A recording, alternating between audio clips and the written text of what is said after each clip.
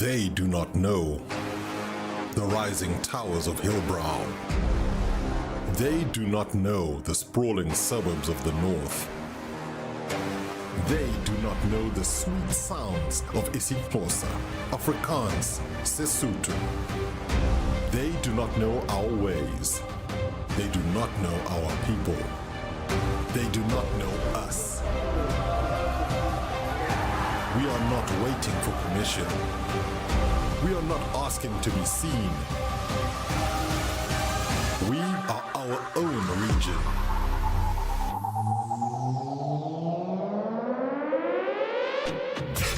We are SSA, RSC Johannesburg, RSC Nairobi, RSC Saint-Denis. This is not just a league, it is a movement. 4 seasons deep, and we are only just beginning. We train on 200 ping. We grind through blackout. We fight through silence. And we win anyway.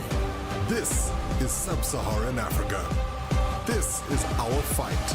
This is Season 4. RSC Season 4, Week 7. We are almost at the end. We are at the business end. This week's games mean everything. And a couple of the tiers at the very top are pretty much settled, and there's possibilities of upset. In the middle and lower half, there's going to be bun fights in every tier for 4, 5, and 6 place for the play-in section, and we're bringing you 4 games tonight, and it's pretty much an elite tier takeover, and more on that to come shortly. But first and foremost, where are we now? Where have we come from?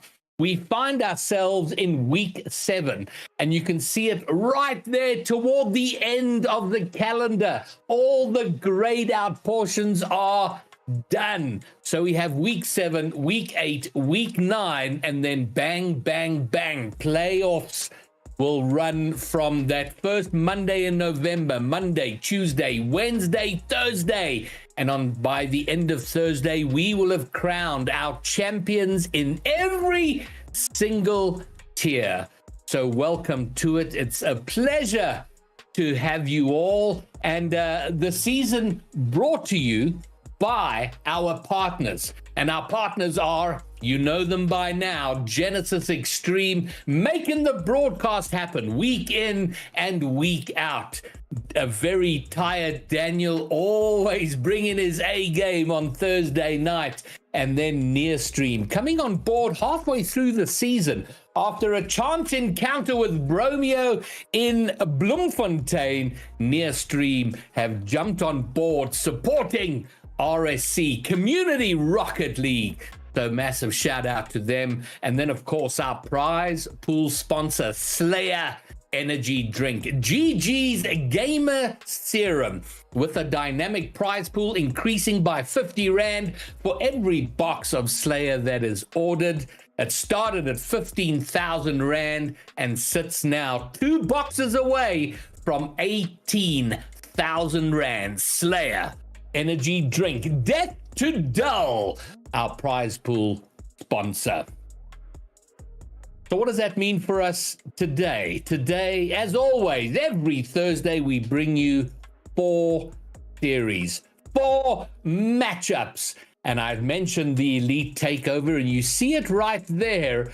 Out of the 4 matches, 3 of them are in Elite, 1 in Prospect. First up will be Genisus versus Monarch, and then in Prospect, Unity and Azura, followed by Death Cloud against Ox in Elite, and in Elite again, Cosmico versus Shadow. That's the action we're bringing you tonight, and it's been a tough week from a manpower standpoint. A lot of people busy with life.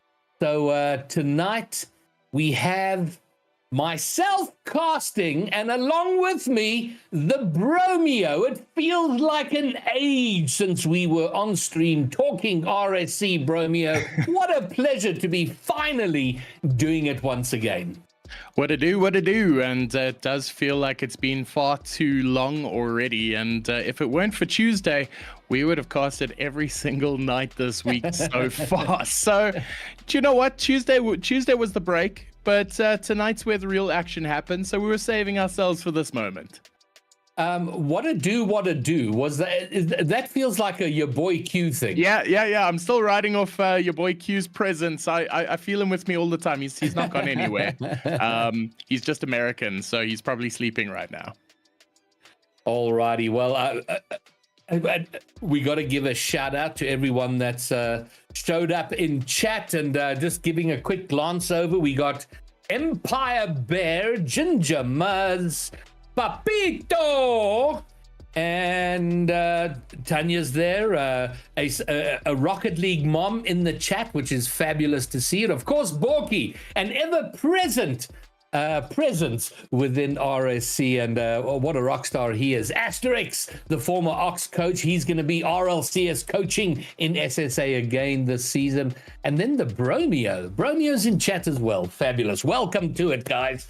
So, Bromes, we got 3 elite games, 1 prospect game, and a couple of them are really important, and none more so than our opening elite match, because this is a bottom of the lower half of the table clash between Genisus and a Monarch. Well, out of 12 games between these two teams, there are only 2 wins between them. So this is going to be a battle for survival this week. You can have a look here on the standings. It is Genisus rounding out the bottom with Monarch Realm in 7th, both having a really hard time of it this season, but this is where it counts. Kings are going to want to secure a 6th place spot. Alley Runners want to stay in contention. There's 2 weeks left, Greybeard, and time is running out. So you'll find that this game tonight could not be more important. And Genisus in the more sticky situation, they're riding the bottom of that table there. They need to have a banger close to the season. The next 3 weeks, they want to be scoring somewhere around 3 wins, 4 wins every week to get themselves into that 6th place, because it's a huge tussle. So more at stake for them.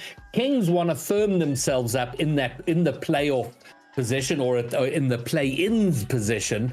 But either way, every game here is gold, and this is, I feel like for Alley Runners, this is gonna determine their season.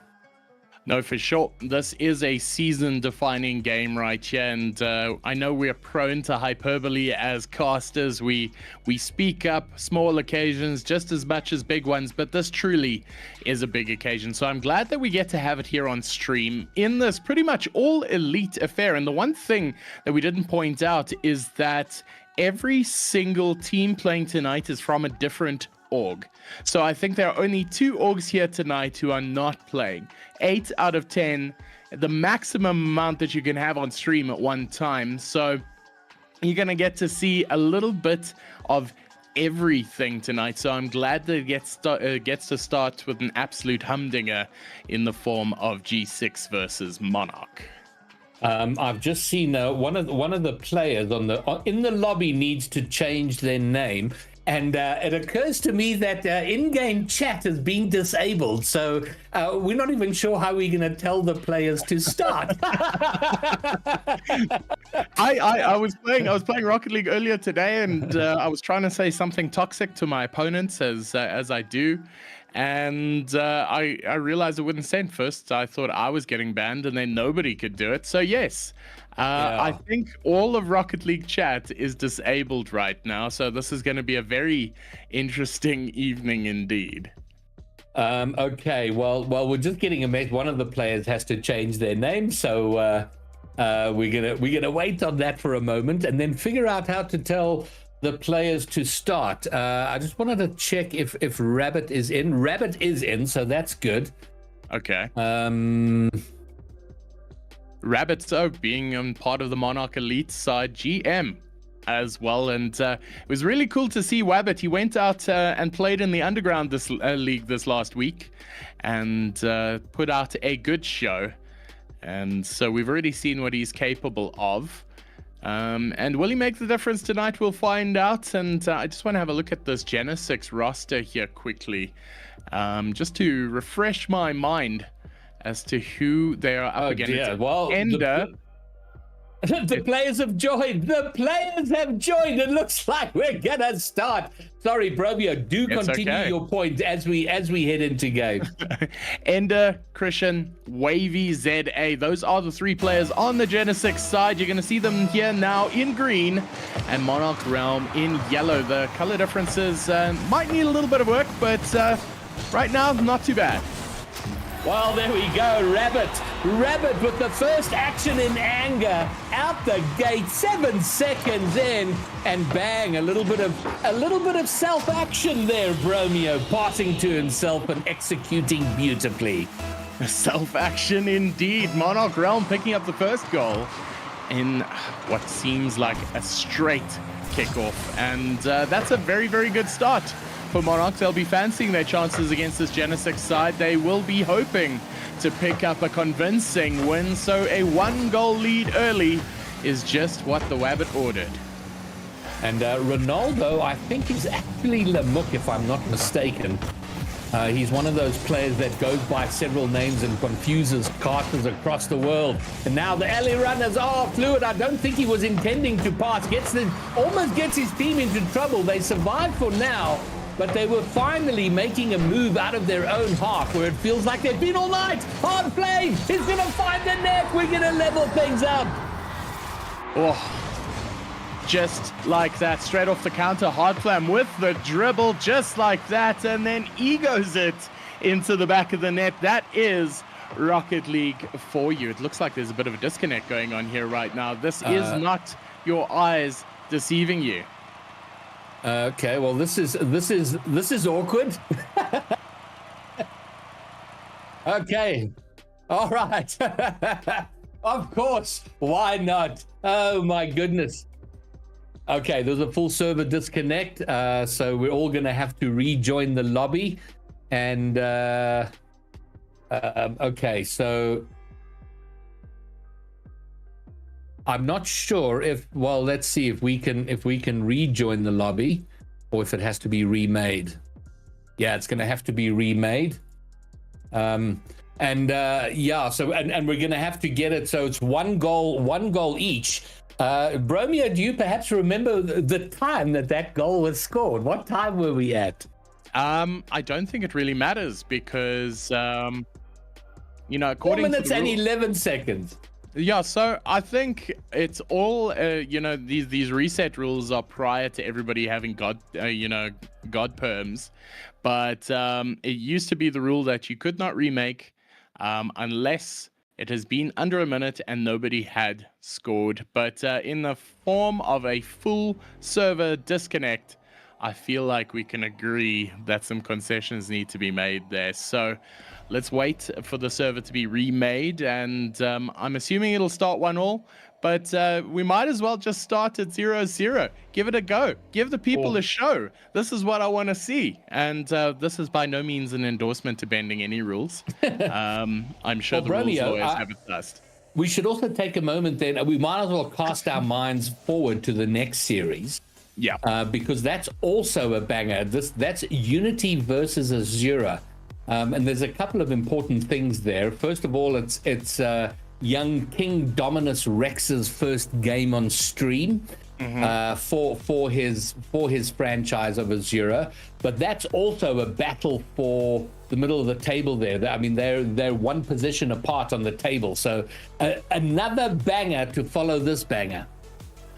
Well, I'm just hearing in chat now that we will resume at 4 minutes and 11 seconds, and the scores 1 apiece. So just to know that we're not going to be completely restarting the game because we don't have to anymore. But yes, back to your original point, Nightwalkers, Josie Jazz, they are incredibly close together. They are tied on 8 game wins apiece. 6th position for Nightwalkers, 7th position for Josie Jazz. You'll feel whoever wins this game is going to tighten their spot, tighten their firm hold on the 6th position. So it could not be more important.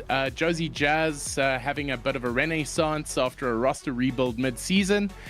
So they are looking incredibly good, but also by all accounts, AZG is also looking dangerous. So it is also going to be one of those humdingers that we do not have any clue how it's going to go. Well, we're going to find out as soon as we can get the current series concluded, and for a start, it'll be nice to get it underway. Are you in the lobby, Bromeo? No, I am not. Oh, okay. So it's not just me then. No, it's not. I got new details and wasn't finding, and I was concerned that it was a gradient issue. But it's very nice to know that I'm for once I'm not alone. I had a question while we're waiting on all this technical stuff and things on. Hit me with it, GB. Hit me with that. RSC in general, in terms of the Underground League. We spoke about it a little bit last night, but is there a this is still continuing next week? Yep, Tuesday every week all the way through. But talking about continuing, we are back with the action. Genisus Monarch Realm, and it's looking slightly better here with the coloring as an early clear from Monarch. And they're going to want to capitalize on the early possession that they had just before the break. The shotgun pass coming in, couldn't get the double. Saved away, an early drama averted. I thought it was going to be another early goal after restart for Monarch, but fantastic work on the goal line to keep it out. And early here, looking like alley runners are playing this like it's important, and that's very good to see. It's great to see Wabbit getting the bump, but Mosey just behind him, getting the redirect there off the sidewall, and you can see that mechanic being used more and more often. I'm not sure whether it's just because it's in fashion or that's just the way the cookie crumbles, but the sidewall redirect is something I'm seeing a lot more frequently in recent seasons. But seeing this shot come in, and Ronaldo is going to pick that up, but you're going to feel like Wabbit should have taken that one through. Well, Ronaldo was just making sure, Bromeo. You gotta, you can't just assume anything. Ronaldo did the right thing there, but absolutely work from Rabbit. He's done more work here out of the corner. Modsy doesn't get there. They're going to be caught out. Oh no! Oh no! The alley runners go for the demo. They should have gone for the ball. It's not too late yet. It's going to be deflected away by Wabbit, but not out of trouble yet. Pass coming in. Through to the middle. It's going to be cleared though, faked out, and you feel like that is an opportunity that just went awry for Genisus. They missed out there, but here, shot coming in by Ender, bouncing a little bit awkwardly for Lamar. Ball going in, and Hard Flame scores on the counter. Hard Flame getting his second goal of the match, and really important because I feel like, just given how rough the season has been for Genisus here, that if they go 2-3 goals behind, I'm a little bit concerned about the mental, but they're keeping themselves there and thereabouts in the running, and that's really important. Maybe an opportunity here. Ended shot is saved away. Oh, there's an aggression there, but on the counter, Mosey receives a pass, an errant ball from the midfield. And Ronaldo actually passing it brilliantly. Mosey reading that to the T, putting it in the back of the net, and now granting Monarch Realm that really enviable lead. And this has been the story of the game. Monarch go ahead, and then the alley runners catch up, and now they're going to have to catch up once more. Plenty of the game to go. So with 5 goals already at halfway through the game, it hasn't been a defensive masterclass. but it's certainly been an entertaining goal-scoring affair. It's been a class. Let's just call it that. Hard flam. Trying to get faked in the process. Wabbit almost walking that one in from Monarch. And he's enjoying his Rocket League right now. You can see it written all over his vehicle as he takes another shot here, almost at will, because he's being allowed to play with a lot of freedom here. Knocked over. This is all over the place for Genisus. Yeah, and then they get lucky there. Ronaldo should have put that away, but got a very awkward touch on it. Ender, here he goes toward the middle. Modzi, easy clear. Finds Ronaldo, and again, I don't know if he was looking for Rabbit or trying to shoot that himself. It finds neither, goes right between Rabbit and the goalpost, and alley runners got to find a way through. They might have something now, but Rabbit knows exactly what's what, and high clear from the backboard. Well, the gameplay reflecting the stakes involved. Saved away. It's going to be punted through. Pass down the middle, 50'd in the air, and it's all upon Genisus now to get a reply before it hits 0, because they need to secure a game win here early on if they want to stamp their mark. But Wabbit for Monarch has been his traditional, really good self, playing a commanding role from second man, and coming down to the last 30 seconds now, it's vital that Genisus picks one up. Yeah, this is looking rough for them. If this goes in, it's probably going to be all over. Rabbit gets it through, and it says only 1 goal, but remember we had to remake the lobby. That is his second, at least. Well, that would have been his third had Ronaldo not stolen one from him earlier. And there we have a two-goal lead in the last 30 seconds. Monarch should have this in the bag, but there's still time to choke, Bromeo. Never a wrong time to choke. Tell me about it. And Genisus, they're going to chalk this one to a game loss, but a very good showing so far. That is going to be a consolation goal. Going to pad the stats a bit. Monarch Realm going to pick up the dub here, and affirming what we all thought, that they are indeed favorites to take this game. Yeah, 3-goal lead, 9 seconds to go. It's all done and dusted. Rabbit making sure on both across the false start and this one that he gets his hat trick. So he has it here. The clock has run down, and Genisus, the rush season continues for them. Well, here we go. Ends now. Kings take game number 1. And that is a very good start on the way to picking up the Genisus scalp. This is a vital game. You see here, Wabbit picking up the MVP, playing that midfielder role to perfection, but sinking 2 goals of his own there, Greybeard. And looking at the demo score, which is a stat line I always look to as soon as I can, it's 3 apiece. I don't know what it was like before the restart. But so both getting involved in the demo game, but it was even Stevens until about 3 minutes in, and from that point, Monarch took charge and never looked back.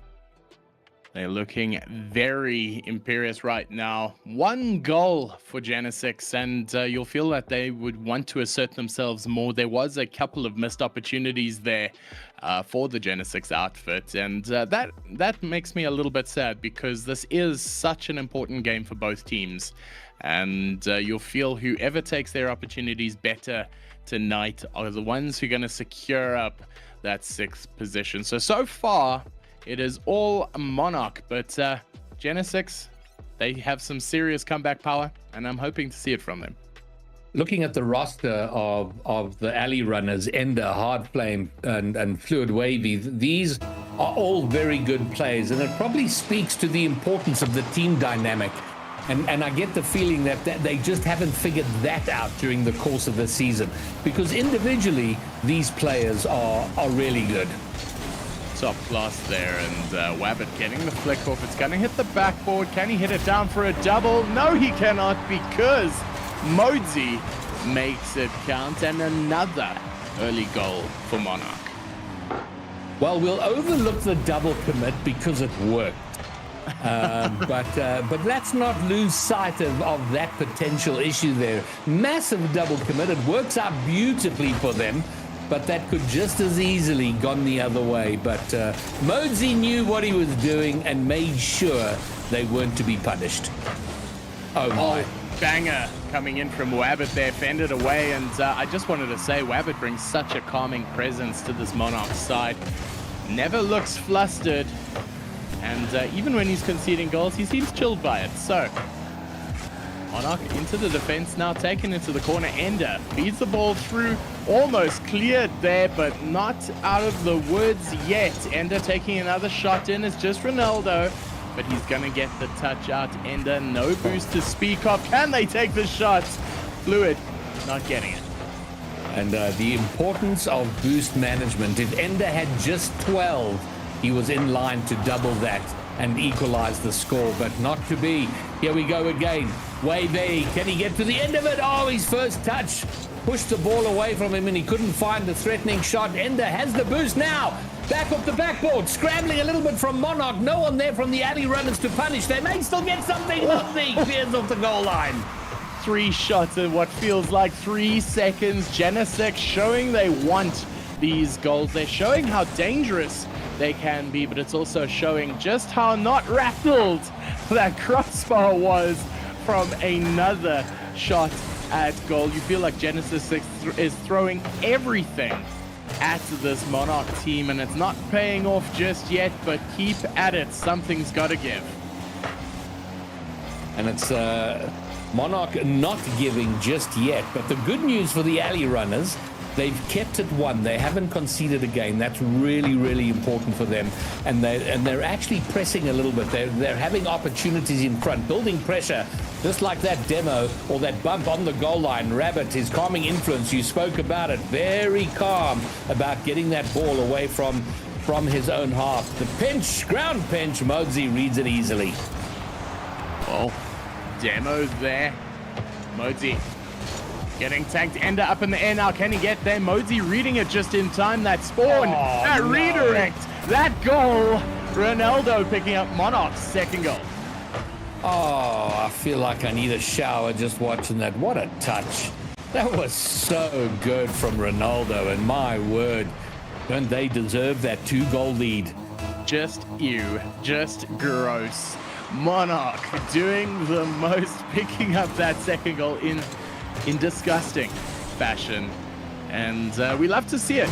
I'm sorry to see that it is on this Genesix side who are fighting for it, and that was a goal on the counter, and it shows just how things can change on the fly.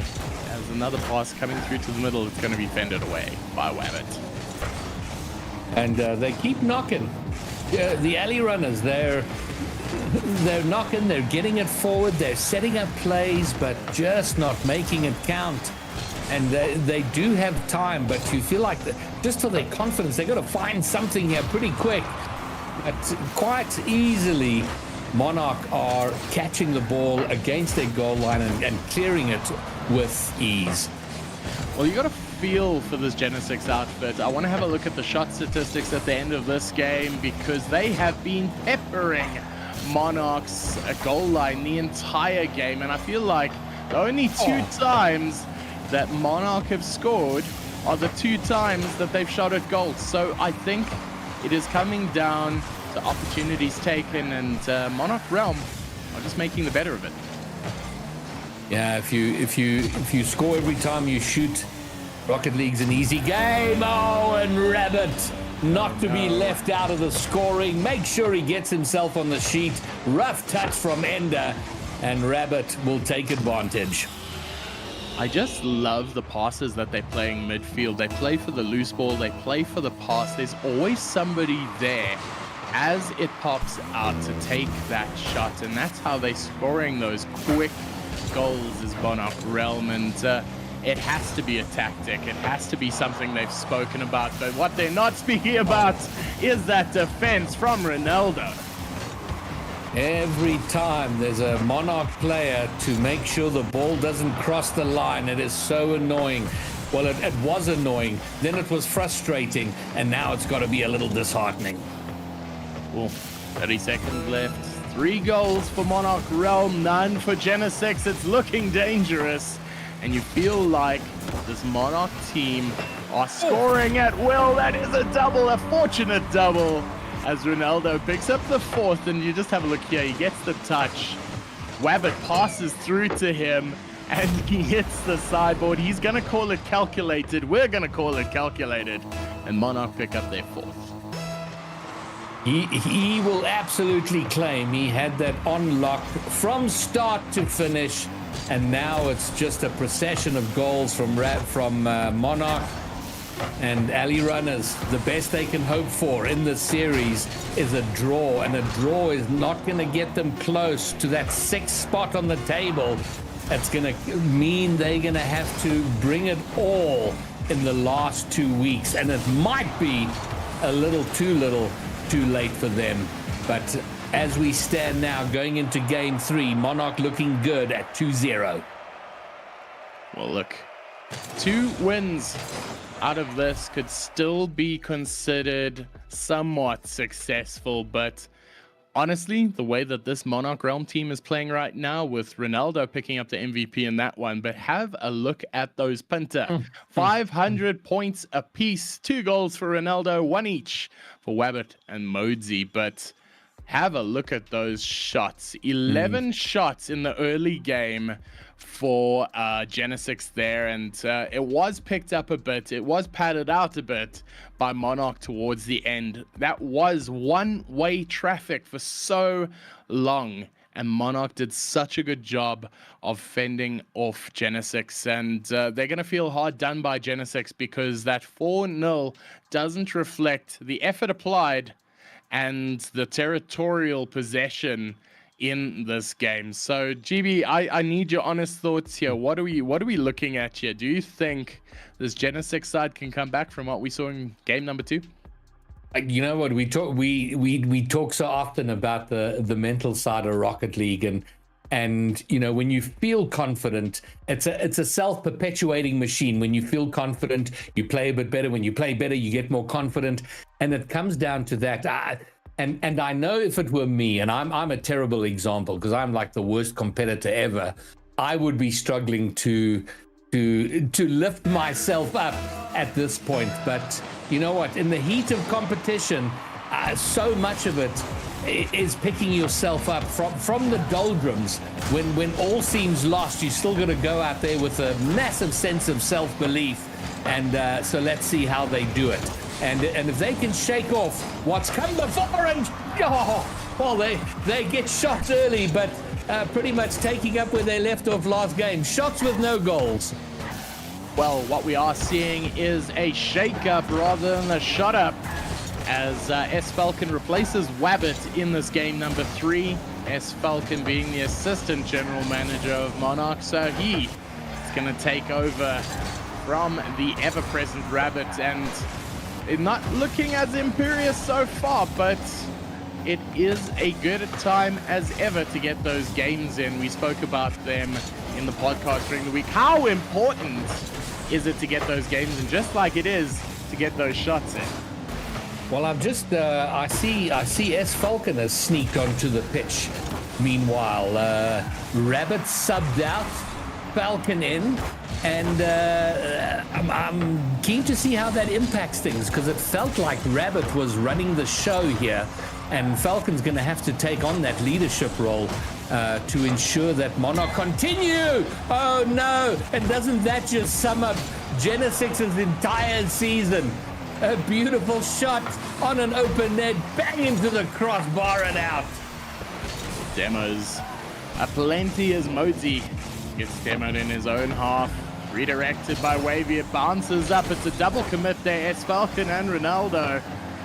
And they're looking a little more uncomfortable in this game 3 in defense, as it's all been one-way traffic. They're very patient, but it is a little bit dangerous, and it speaks to the fact that they've already got 2 wins now. They don't have to play with the same level of urgency. Yeah, and for the first time, on a rare occasion, we see them looking a little scrambled in defense. But the alley runners not punishing, and here they come again. They have been camped out here. We're halfway through the game, and it feels like of the 2.5 minutes we've had, around 2 minutes has been in front of the Monarch yet. And now look at this. Almost their first shot of the game, and it's a goal. I'm pretty sure that would be like their first shot at the game. Just that ridiculous bounce off the corner. Mosey reading it like a book and picking up that goal number 1. And honestly, it's been all Genisus this whole game. 4 shots from Genisus for 0 goals. 1 shot for Monarch for 1 goal. It just be that way sometimes, and I feel for Genisus here that I would feel that something is not right in this equation, because they've been doing the right things. They've got the possession. They're getting the shots in. They're just not getting past this Monarch defense. And it's not like the Monarch defense has been a masterclass the whole time. They've done a lot of good work. But there, for example, Wavy shot on net, but an easy shot to defend away. So it's certainly partly Genisus's issue. Well, the issue right now that we're approaching the final bit of this game, and Monarch's in the lead. They want to do something about that first. They first need to tie it up, and then they need to take a point away from them. And everything they've tried so far is not looking like it's working. As Wavy now by himself, it's not gonna work. And it's that bump. You're gonna have a look here at the replay. That is a dangerous, dangerous play. Top 3 for goal number 2. Mosey gets his 2nd of the game, and Monarch once more in charge. And Wavy is AFK. I'm not sure if that's a technical issue or a mental issue. Not entirely sure what's going down there. Well, with chat broken for the meantime, we're not going to find out anytime soon anyway, even if we wanted to. It's 2 goals now down to the minute, and it's not looking like Genisus are going to change it, as they're happy to play off their back. Here's Monarch Realm. Well, it doesn't look like they've called for a pause, but how would they? Someone's going to have to type it in Discord, I guess. Yo, that is one way to do it. That is very tricky. I'm sure somebody would have done it by now. We haven't been told anything by Prod, so game continues. We're moving again.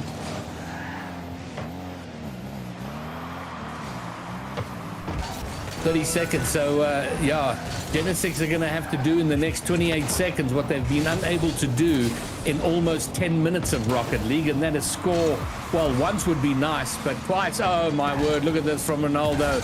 Okay, Wavy will get back to clear it, but yeah, 10 seconds to go, and if they don't score, it'll have been well over 10 minutes since they last scored.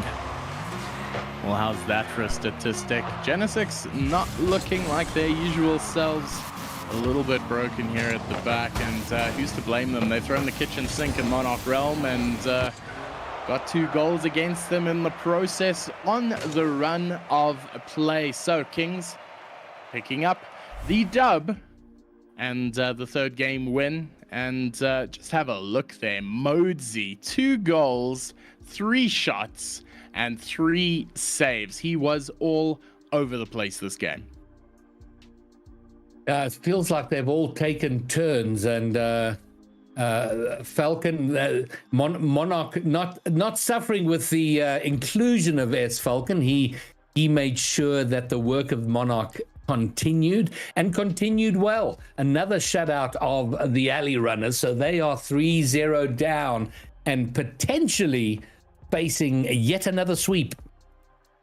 Oh man, it's not looking good for Genisus right now. They need to calm a little down. They're looking a bit frenetic on defense, conceding a little too aggressive on attack, with their 3rd man just hanging a little bit too high and getting caught on the counter there. So either it's that, or it's Monarch Realm's 2nd man playing so close to the middle of the field to play those off passes, which have been arguably fantastic this entire game, and it's been a hallmark of this Monarch side.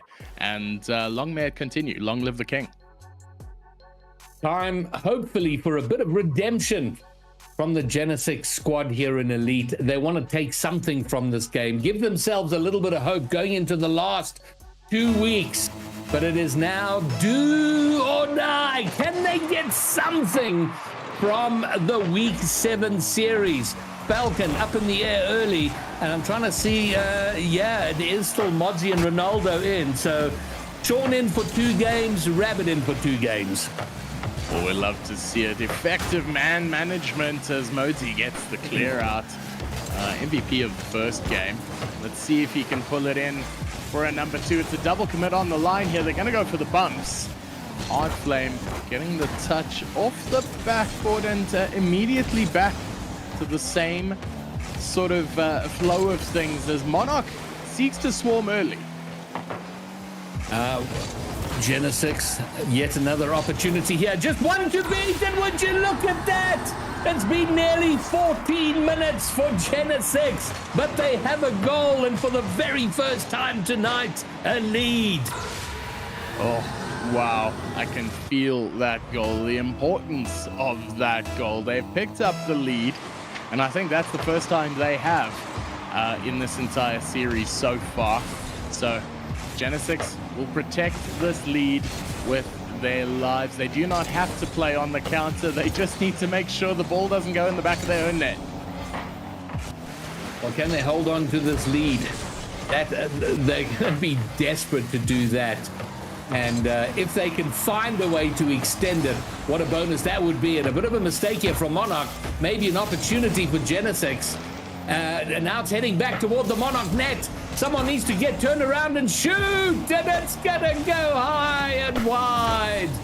Well, Modzi being the applicant of that shot, it was a little bit hairy, but S Falcon waiting on the backboard for that one. He's gonna get another shot at that clear and does a lot better this time. He could get dunked. I saw a little bit of danger there. And Genisus playing with their tails up now. They have cracked the code. He gets the reset. He gets the shot. It's going to go up against the backboard. That's going to get in. And Wavy picks up Genisus' second. Well, there you go. That's how you do it. You get everyone to have a shot at net. Eventually, one of the players will get it. Everyone having a crack. Finally, it's hard. Who was it? It was Wavy at the end who finally gets the scoring shot. And a 2-goal lead for Genisus. Just, you feel like that is Genisus justice right there. They've applied so much pressure. And another big clear here for Genisus, taking the shot in wild off the back there. They're not out of the woods yet, Monarch, but they're going to get the clear. Ronaldo with the pass. The shot is wide and straight on the counter. Modzi picks up another, and just look at that. Player upfield, just there to receive it, makes the shot count. No fuss, no mess, just goals. And how many times have we seen this season, especially on stream, I've noticed it there, where a team will win the first 3 games and then lose the 4th. It seems to be a fairly common thing, and I don't want to call things too early because there's still half a game here. Lots of time for Genisus to give it up. But it is a little bit of a feature of the team 3 up. Taking the eye off, what a play! Oh, no! Oh, there is no justice in Rocket League. Oh, there is none at all whatsoever. Genisus being punished here with a quick change of pace. Monarch, again, so fast on the counter. Ronaldo flicking to the sidewall. Interesting play, maintains possession. A little bit of genius at play there. S Falcon playing to Ronaldo, who didn't rotate out. And we're starting to see the playbook of this Monarch Realm side as they're looking comfortable, but they're not in the lead. Hard Flame is going to be looking for a pass. Nice intercept there to keep it out. And more Genisus pressure. And that's not been their problem, Bromeo. They know how to apply pressure. They know how to get over to their opponent's half. They just struggle in the knowledge of scoring. Falcon, does he get the double? He does sort of to pass, but Ronaldo can't finish. And Genisus survive, hold on to what's starting to look like a fairly shaky 1-goal lead. Well, hold on to your bonnets, ladies. This game is spicing up. Genisus applying a little bit of pressure. Couldn't get the dunk there. Cleared by Ronaldo. And is this going to be another goal on the counter? So well cleared by Genisus. You can feel the danger. You can feel the threat of Monarch. They look at scoring from anywhere on the field. Fakes in. And there's 1 minute left on the clock. One goal separating them. I have a horrible feeling here there's going to be a late equalizer, like in the last 15 seconds, and that's going to be devastating for Genisus if it does come to pass. But that's the vibe I'm getting here. Well, we're not there yet. We don't have to pour one out for them just at the minute, but Ronaldo not getting the touch. It's going to get cleared, but they can't get this one capitalized on. Is 30 seconds. Now they've got a holdout shot coming in. It's going to go wide. They need to tighten this one up.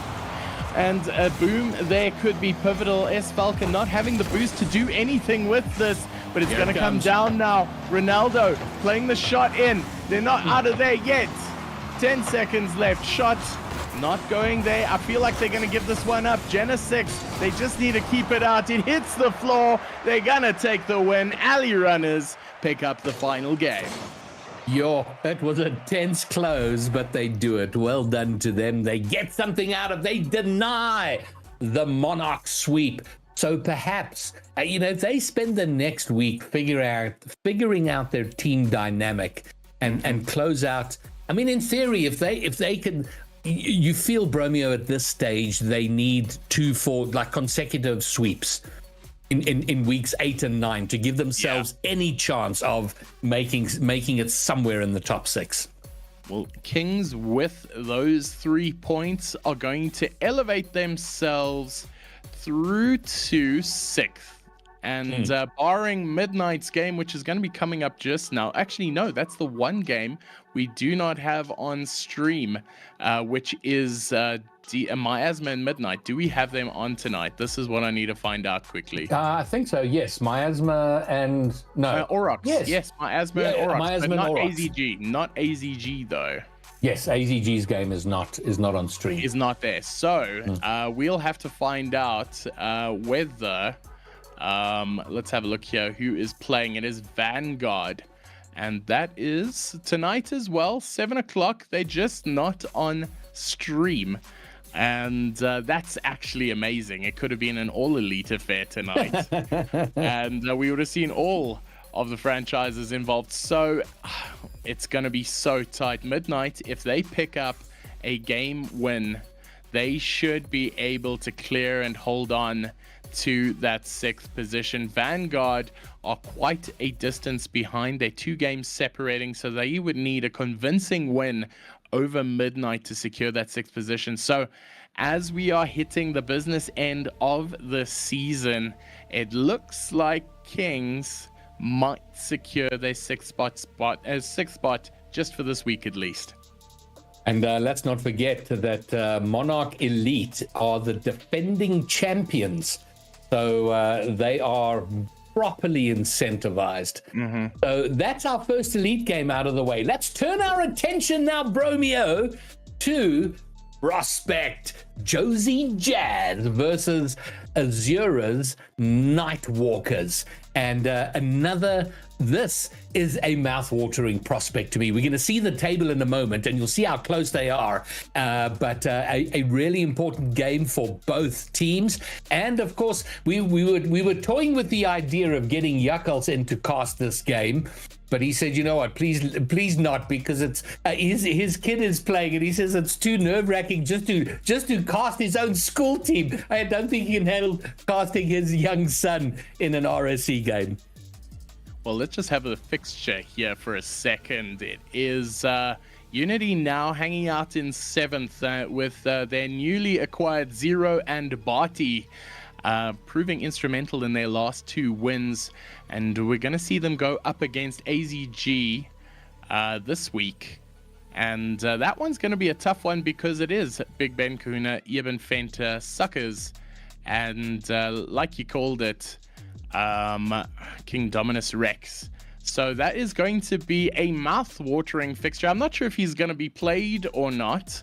Yes, but, I see he's in the lobby as we speak. Well, there we go. And we know who Yuckles is going to be rooting for. And speaking of, I need to sort out the predictions because I am terrible at this. Well, do you listen? We're all multitasking right now, so we do what we can. So yeah. So Monarch Kings, you get your points now. So congratulations there. And then the second game of the night, AZG Nightwalkers. I'm going to give you guys 2 minutes here to make this one because we don't need that much time. We know that they are already waiting, but I will give extra high fives for those who vote against my former team, Josie Jazz, because the vendetta continues. I am cursed to cast my former team for the rest of the season, it seems, and I'm okay with that. and we have to point out that 3 weeks ago they were dead last in Prospect, but I'll take it. This is their third consecutive week on stream, and the last 2 weeks they have had banger series. So, and they have climbed their way up to 7th place and will be looking to get themselves into that play-in arena somewhere in the top 6. But Azura, we're also having a rough season. They've brought in King Dominus Rex, and they've also turned around their fortunes. So these are two teams sort of on the ascendancy. So one of them will have to beat the other into submission. Well, it's pretty tough. Nightwalkers haven't picked up a win in their last 5 games. They have picked up a draw, and Josie Jazz on a 2-game winning streak. So they're going to want to pick up their hat-trick of games tonight and solidify their status as a top 6 team. And they've got the guns to do it. So all the questions we're going to find out tonight is whether Nightwalkers have what it takes to stop the Josie Jazz Renaissance, or will King Dominus Rex be the one that matters most? So, Greybeard, I'm not going to ask you for a prediction because I know that you're probably going to go AZG way. King Dominus Rex with that soft spot. He is in the starting lineup. You know what? King Dominus Rex has had far too much attention. We're going to give the young man an ego that's bigger than he is. Which isn't very big, to be fair. I'm going to go with Unity here. What's that? Which isn't very big, to be fair. That is fair, yes. All right, but early on, it is Unity with some pressure. Yeah, it is cleared. Long distance shot. Zero finds his way back and will make sure his team has time to reset themselves. Oh, man, this is a mouth-watering affair. Yeah, shot coming in. King Dominus Rex himself, the one we were glazing earlier, now smacking the back of the Unity nets here. And have a look at that car control top bins. Bang, bang, and there he is. The man himself getting involved. It is Azura with the early action and maybe something. Oh, Big Ben! He rushes, takes his eye off the ball, rushes his shot, and immediately Azura in trouble. But Ghost does not have the boost to finish off what he started. Look for the pass here. King Dominus Rex, we know he loves defending. He loves being on that goal line and figuring a way out. They're in trouble now. They do save. So tense for Azura, but for the time being, they hang on to their one goal lead. Well, may it continue. Long live the king. And Azura taking their time and taking the shot through as Big Ben Kahuna puts it up against the back. Ghost plays it out. Zero contested high. They need a dunk. They need it now. Irby with the fake. And Big Ben taking the long way around to consolidate their position at the back. And let's see. Can they launch an attack from here? King Dominus Rex with the fake with no boost. And they get the clear. 1 goal in it. 2 minutes done. 3 minutes to go. King Dominus Rex trying to find a way through. Bart is not having it. King Dominus Rex again. That's a delicious little floater. Big Ben Kahuna again rushes his shot and gets ahead of it too quickly. Oh, Zero with the beacher, nobody back. Ghost not being able to get there in time, but still keeping possession. Gonna make it waterfall. Irby. Now with possession in corner, passes to King Dominus Rex. It's still in the corner, still a little dangerous. As Zero lays it up against the backboard. Big Ben Kahuna now in behind enemy lines. It's starting to look a little bit dangerous here. Yeah, it is dangerous. They're doing well at at defending, but we all know the longer you're forced to defend up against your own final third, the more tense it becomes. And Ghost, Ghost, oh, there it is! Even one vendor will get a second. Big Ben Kahuna, oh, Zero catches and then he panics and passes instead of clearing.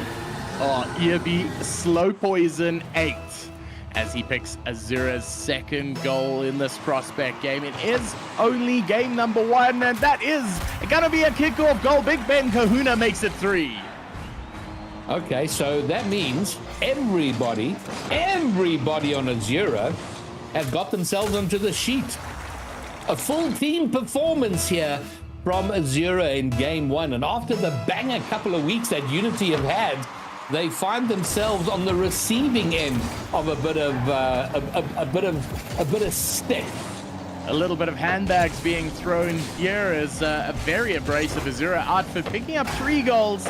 2 Unities, nothing so far, but do not rule these tenacious little bad boys out, as Unity are looking to take a shot in themselves. And I just wanted to say, Greg, somebody was hyping up this Azura team. They said, do not discount these boys. They haven't been getting the results, but they are a really dangerous team, and we're seeing that here tonight. Oh, here we go. King Dominus Rex from distance. Oh, the touch is dangerous. He's got no boost. Can't find the pass. Big Ben Kahuna is dispossessed. Unity got 90 seconds. They got to fight. They got to get themselves. If they can score sometime in the next 15, 20 seconds, I back them to find another 2. But they haven't found themselves in game 1. But it is Azura who, with the early syncing up with one another and making it count.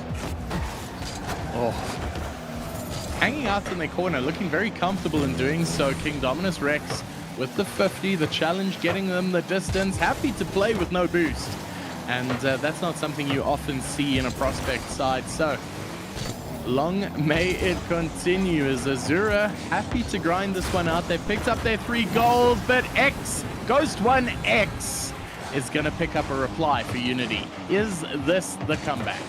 I want to see how this played out. That's reminiscent of Ronaldo's double back in the last series. I'm not sure how much he knew about that, but he made sure it went in. Cool.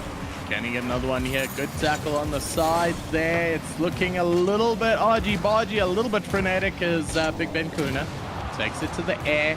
His passing option gets demoed, but he gets... Oh, I feel like he got the reset there, but ultimately not amounting to anything. This is loose ball here, but Ghost is going to be back in time for the clear. And you know what the problem is Unity coming back to the game far too late. Azura already with... Oh, hold on. If that had gone in, it would have been a... Wow, it's going to go in now. Okay, we're going to have a photo finish. 6 seconds to go. A monster kickoff, a vital kickoff coming for Unity. Well, this is what we like to see. They need to get a kickoff goal here if they want to take this to overtime. Unity, you're going to throw hammer and tongs. You're going to see a double commit early. They win the kickoff. Basically, Bart gets the touch. He needs the pass down here. It hits the floor. It is game done. Nightwalkers are going to pick up game number 1. So a very tight scoreline in the end, 3-2, but that does belie what happened during the course of the game, because it was the Nightwalkers who came out early goal from King Dominus Rex, and then after another minute and a half, EB8 following with a second, and then Big Ben Kahuna getting the third. And by then, they'd kind of established, they'd done enough to win this game, despite the late show from Josie Jazz, not able to equalize. So AZG definitely having the better of game 1, but good to see a bit of life toward the end from Unity. it just shows how aggressive this game has been. There were quite a few shots, 5 by Unity and 3 by Zero, and that's actually incredible. 3 shots, 3 goals. And I think the important thing to note here is how few saves have needed to be made by each side, because the contest has been in the midfield. It's been a dogfight for possession. There's been bumps. It's been abrasive. It's been aggressive. And this is just the kind of prospect that we love to see. So I know you were backing Unity to take it, and from what I've seen in the first game, AZG are looking very strong on their own. I didn't pick it up in time to make a prediction, but Nightwalkers are looking to hold on to that 6th spot. And first game win, let's see if they can keep it up. Azura, 3 shots on goal in the last game for 3 goals, and almost a bit of a kickoff disaster for Unity. Irby gets it there and thereabouts, but no one else there from his team to do anything with it. Now they got to defend, and King Dominus Rex, he's like a defensive main, and he does really well at it, and has seemed to find ways of getting it from defense into attack, as we see there. But now it's Big Ben Kahuna, who's got big work to do. Here is in trouble. Off the crossbar and down. Ghost is up. Again off the crossbar. Who gets there first? Oh, Big Ben. Let's call it a fake. A tactical fake, which works beautifully. He had no boost. He had to tactical fake. Shot coming in. It hits the crossbar. Azura gonna take another one. They get it. King Dominus Rex picks up the first goal. And what it feels like an insane first minute. Now, Greybeard, I'm not sure if you noticed, Unity did make a change. They have swapped out Barty for Talard Prime, a long-serving Unity man. So let's see if the change works out for them. I'm glad you pointed it out, because I did notice Taylor, and I was like, oh, I didn't notice him earlier, but that's why he's been subbed into action for Unity. King Dominus Rex getting goal number 1 for AZG, as he did in game 1. Is this goal number 2? It's not. It's Scrambly, and Unity are begging for boost. They're riding on fumes. Taylor gets dispossessed. Here comes Irby. Zero gets a clear at least halfway. King Dominus Rex bringing it right back. Has he got a teammate? He does. Oh. Big Ben Kahuna can't get on the end of it. Oh, big button opportunity now on the other side for Unity. Oh, this is absolute chaos, and I'm loving every second of it. They brought this game into high octane, and the aggressive attack from Azura has left Unity's tanks dry for most of this game. If they want to counter this, they need to break the shackles of this Azura attack. That's only 1 goal, and we saw Unity come back with 2 late in the game. This is very dangerous. Ooh. Big Ben Kahuna will punish the mistake. Oh, Big Ben with the big bang, making sure it counts, picking up Azura's 2nd goal, and not too soon indeed. So they've got their 2 goals now. Are they going to calm it up? I don't think so. Taylor, small touch, Big Ben Kahuna. He's excited now after that goal of his. He dispossesses on the wall. Oh, King Dominus Rex, 3rd man goes up. Oh, and it almost pays huge dividends. Just kept out by Unity. Just kept out. They might have an opportunity to get it out here, but it looks like King Dominus doesn't get the read. They both go up for it. It could be dangerous. Irby getting the punt up. Taylor now committing. It's going to hit the backboard. It's going to be dangerous. Can they take the shot through? Ghost going high. Taylor shooting low, but King Dominus getting the ball out when it counts the most. Man, oh man. Blue side, they've got to take their opportunities. Oh, gee. Little bit of a bump in the middle. Loose ball in the midfield. Here comes Azura. Big Ben from distance. It's going to... Oh, Demo's double... Oh, and it pays dividends. Absolutely savage from Irby. Absolutely disgusting. Irby picking up the double demo. Big Ben making short work of an open net. And 3-0 is now the score. Azura are on the fly. I don't know what book Irby was reading, but it wasn't How to Win Friends. in Rocket League, because he's going to have some pretty irritated Unity players after that. But what an effect. I mean, that's a proper demo play. Double demo resulting in a goal. Fantastic work. And now Unity, just like in game one, they're coming into the last 90 seconds, having to find 3 goals from somewhere. And right now, I just don't know where. Well, it's a bit of deja vu. You're right, Azura scoring 3 unanswered goals. Unity in the first game picked 2 back. They're going to have to do 3 if they want to take this to OT. And with the way Azura's playing, they're going to try and keep this one up. Irby with the pinch off the ceiling. Big Ben not being able to get the touch. But they have been ruthless so far. Demo on the line. It's going to be a free shot at goal. Can get this one in. Fended away. What defense from King Dominus Rex. And that has been a hallmark of their play so far. Long range shot from Ghost though. And Unity start their reply. So I think Unity take this series if every game was a minute long, because they look good in the final minute. That's where they've scored all their goals, is in the dying moments of the game. And I wonder if this is now again too little too late for them. Well, will it be? We'll find out now. King Dominus Rex getting the touch in the corner. Not giving this one up just yet. You're going to feel a bit of a change here as they get some boost to get the clear. But you see all of Unity there committing for this. They're throwing hammer and tongue right now. Ghost playing the shot through. Nobody's there. They're going to get the goal. And Ghost picks up his second. And that reflects perfectly game number 1. 24 seconds between their first and second goal. 34 seconds left on the clock. They only gave themselves 6 seconds in the last game to level things up, and they weren't able to. They've got plenty time to do it now. Whoa. I feel the pressure. I feel Azura sweating this one out here. Big Ben trying to get the shot through. Taylor with the clear. Zero. Hot on defense, though, not being able to get the touch they so wanted. What a pass through to the middle. Can they take the shot? Yes, they can. Big Ben on the end of that one. Yeah, this was such good awareness from Dominus Rex here. Look at that. Saw the ball coming. And just perfect. Well done. And now that's probably put the kibosh on game 2 for Azura. Man, oh man, what a game it has been so far. Ghost trying to get it out here, gets the second touch, it's floating. Big Ben getting a touch up against the wall now. Zero laying it into the Unity area of attack. It's gonna touch the floor. It is. Nightwalkers are gonna pick up this game number 2.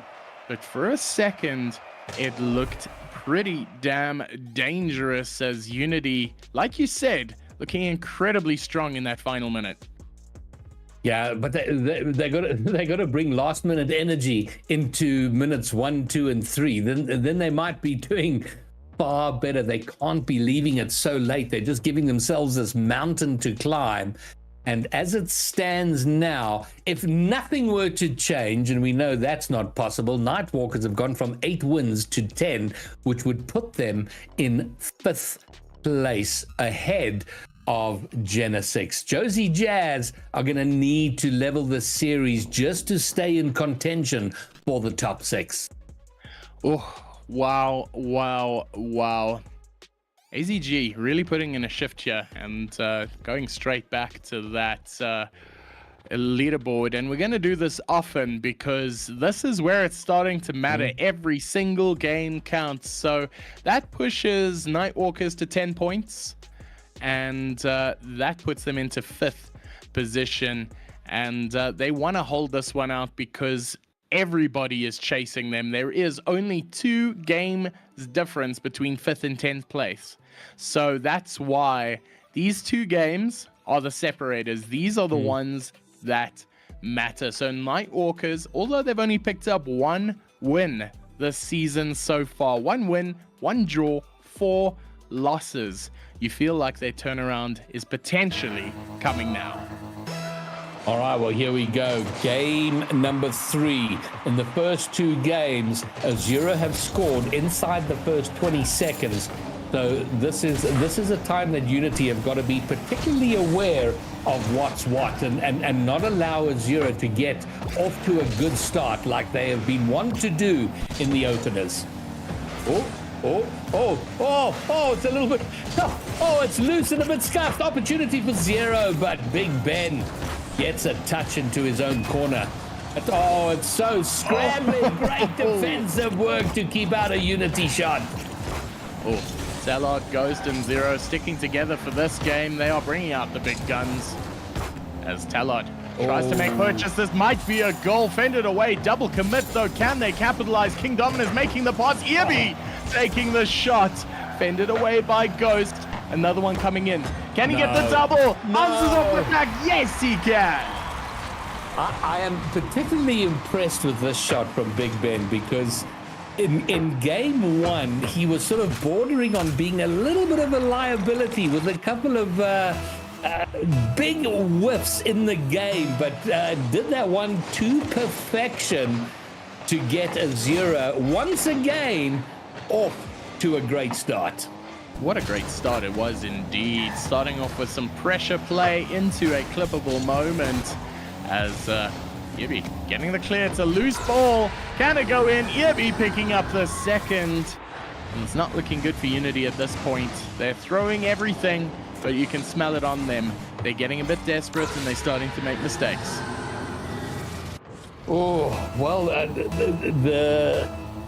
The verse, well, it's like a chorus, the chorus of a song. It's been the same in every game. What a kickoff. It's going to go wide, but they're in huge trouble. Here comes Big Ben, shoots, and then he gets his second, third for Azura, and now it's just a procession.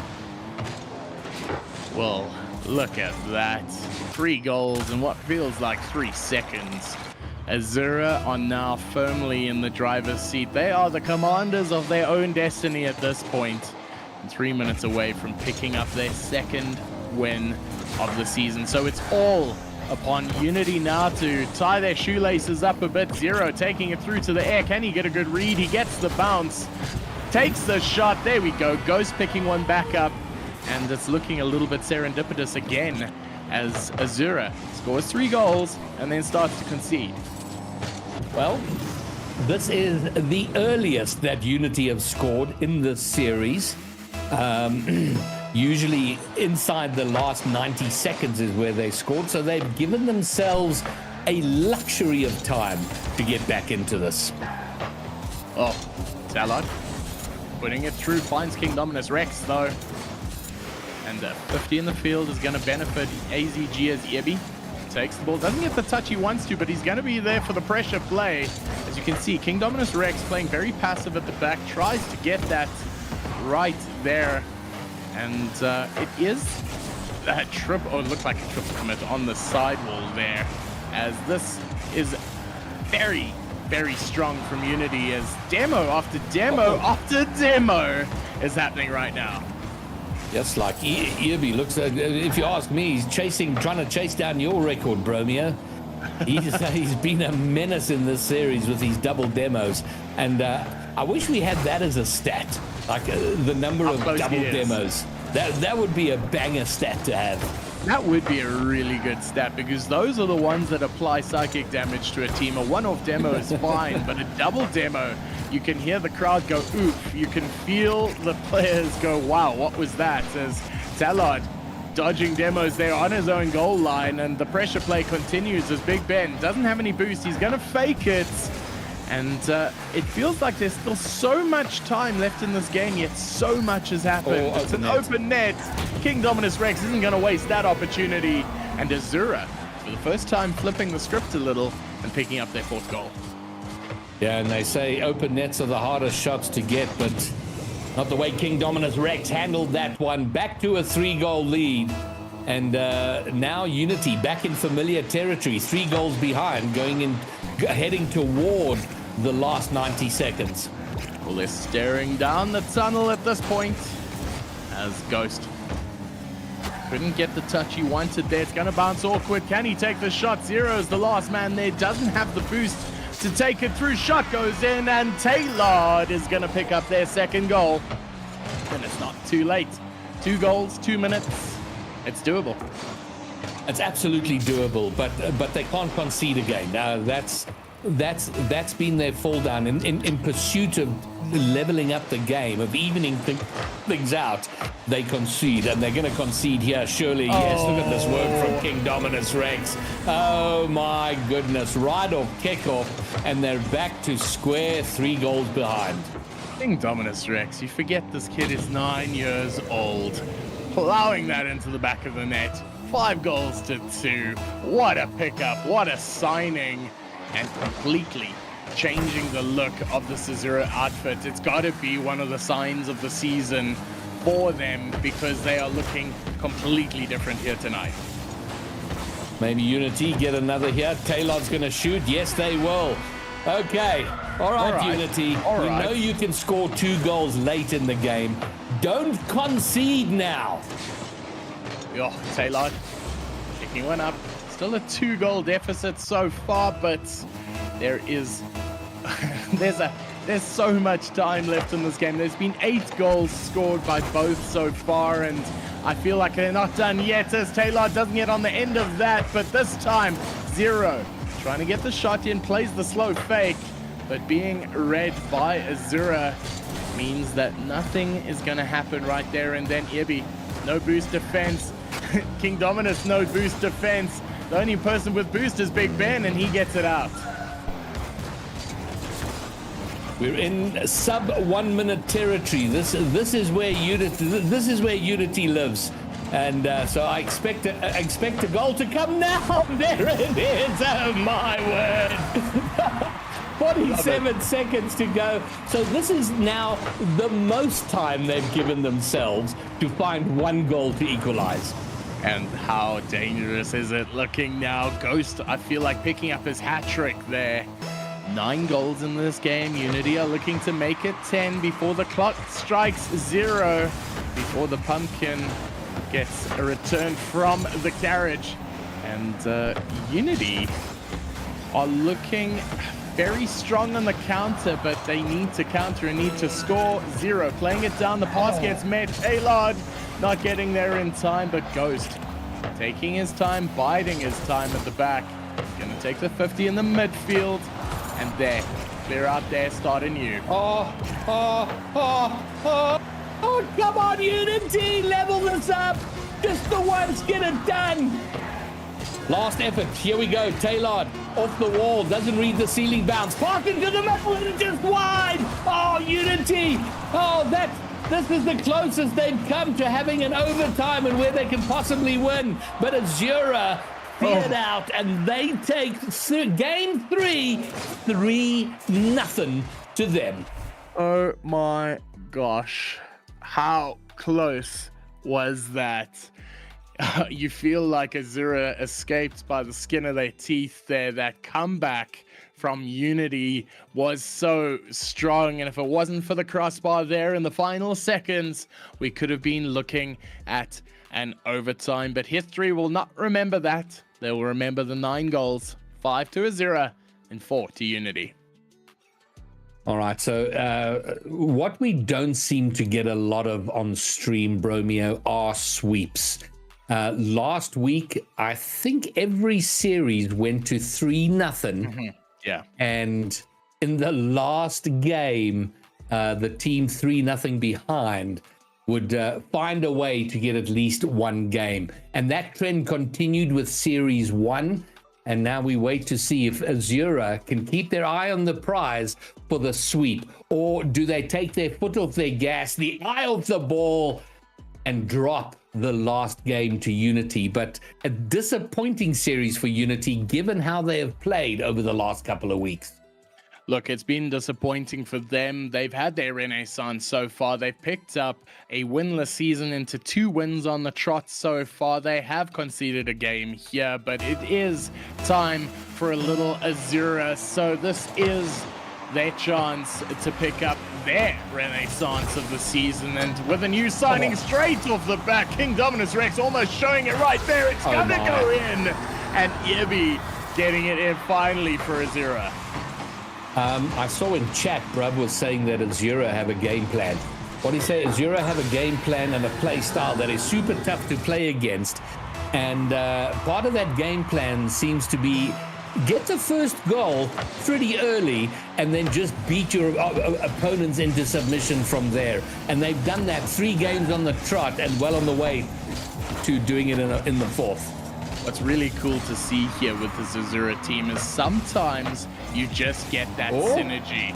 And that synergy is everything at prospect level. King Dominus Rex being the linchpin of their defense, so often making those uncomfortable saves, keeping it calm, and King Dominus Rex almost on the counter there, picking up a goal straight down the middle. But Irby now cuts it in, nobody's there, can't take the shot, Big Ben overshoots. But King Dominus keeping it in touch. Just needs to bounce one. Big Ben playing it in. King Dominus Rex passing it down here, back to Ben. Can he get it in? No, they're gonna reset. And I see basically Bart is back in the action. Taylor has been tagged out for the last game, but it's not helping King Dominus Rex. What's been amazing about this Azura team is that everyone has been involved. It hasn't been dominated by one player. In every game, every player is involved in some way or another in defining those games for the wins that they've had, and it continues here in game 4. 100% GB and Azura picking up their characteristic 2 goals so far. You'd expect, according to the playbook, for them to pick up another before the Unity resurgence comes. So, playing in their own half is Azura. Comfortably so. Big Ben applying a bit of boost, finds nobody at the back. And interesting to see that he turned tail there in the face of an open field. Ooh. Here comes Irby. What can he do? Feeling confident, doesn't get the touch, dispossessed by Ghost. But the entirety of Azura back and ready for the forward play, and they easily get it back into the Unity half. Here comes Big Ben looking for a pass. Nice work in defense to keep it out, but for how long? Zero touches it down. Let's call it a pass. A shot forward, but Big Ben will get the save. Ooh, King Dominus playing it down. Big Ben putting it into the corner. Bounces ruthless. Ghost not getting the touch, but Zero gets it out. And it's a real midfield tussle here as both AZG and Unity are fighting for it. King Dominus gets the touch, and that's Azura's 3rd. Banger read out of the corner. So King Dominus to Irby. Irby into the corner. King Dominus out of the corner. Bang! 121 Ks an hour. And there we go. Another banger. Another 3-goal lead by Azura. Oh, honestly, it's a script at this point. They're going to concede now. It just has to. I called it. Zero putting it in the back of the net. That's the 1 goal. Now it's time for the 2nd. Oh my goodness gracious! No. Unless the script is altered, it's now an Azura a goal again, and then Unity look to come back inside 90 seconds. Oh, how rough is this Azura? Looking so good, but so fragile at the same time. Getting scored on just like that, straight down the back. King Dominus getting the touchdown mid, but not being able to get there in time. Ben's there off the loose ball, almost fended away by Ghost. It's now Zero playing it a little bit of a dangerous game there from corner to corner. They're not out yet. Shot coming in from King Dominus. It's going to hit the backboard, and Ghost getting the touch through, finds an open backfield. Can he make the pass? Irby gets the touch, and they are out there. Team bump by Azura might present an opportunity, an opening for Unity. Quickly closed down though. Oh, and King Dominus Rex, his shot blocked by Zero. Zero, opportunity now. He's got 2 to beat. Big flicks and finished by Ghost. Banger of a play, banger of a finish. Unity keep themselves close, but never there. What a game this has been so far. 1 goal separating them. They are still on the script of game 1 and 2 now. They buried a little in game 3, but they are back to it.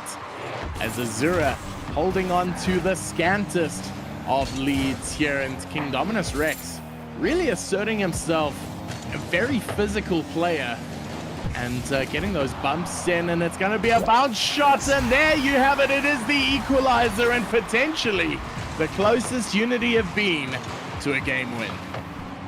Well, this is the first time they have leveled a lead.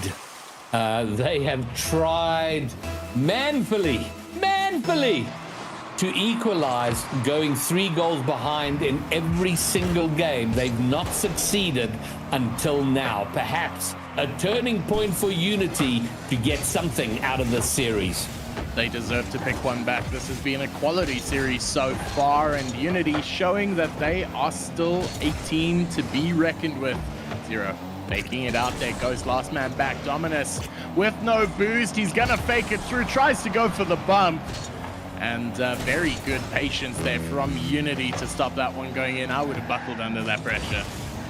Oh, what a great pass. No one's there. Nice clear from Zero. Here he goes again. King Dominus Rex gets in the way. Ghost pops it over. Great opportunity, and he finds it. And look at this.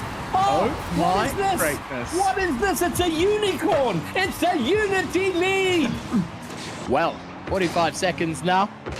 For the first time, it's on AZG to counter. Here we go. Unity, can you hold on for your dub?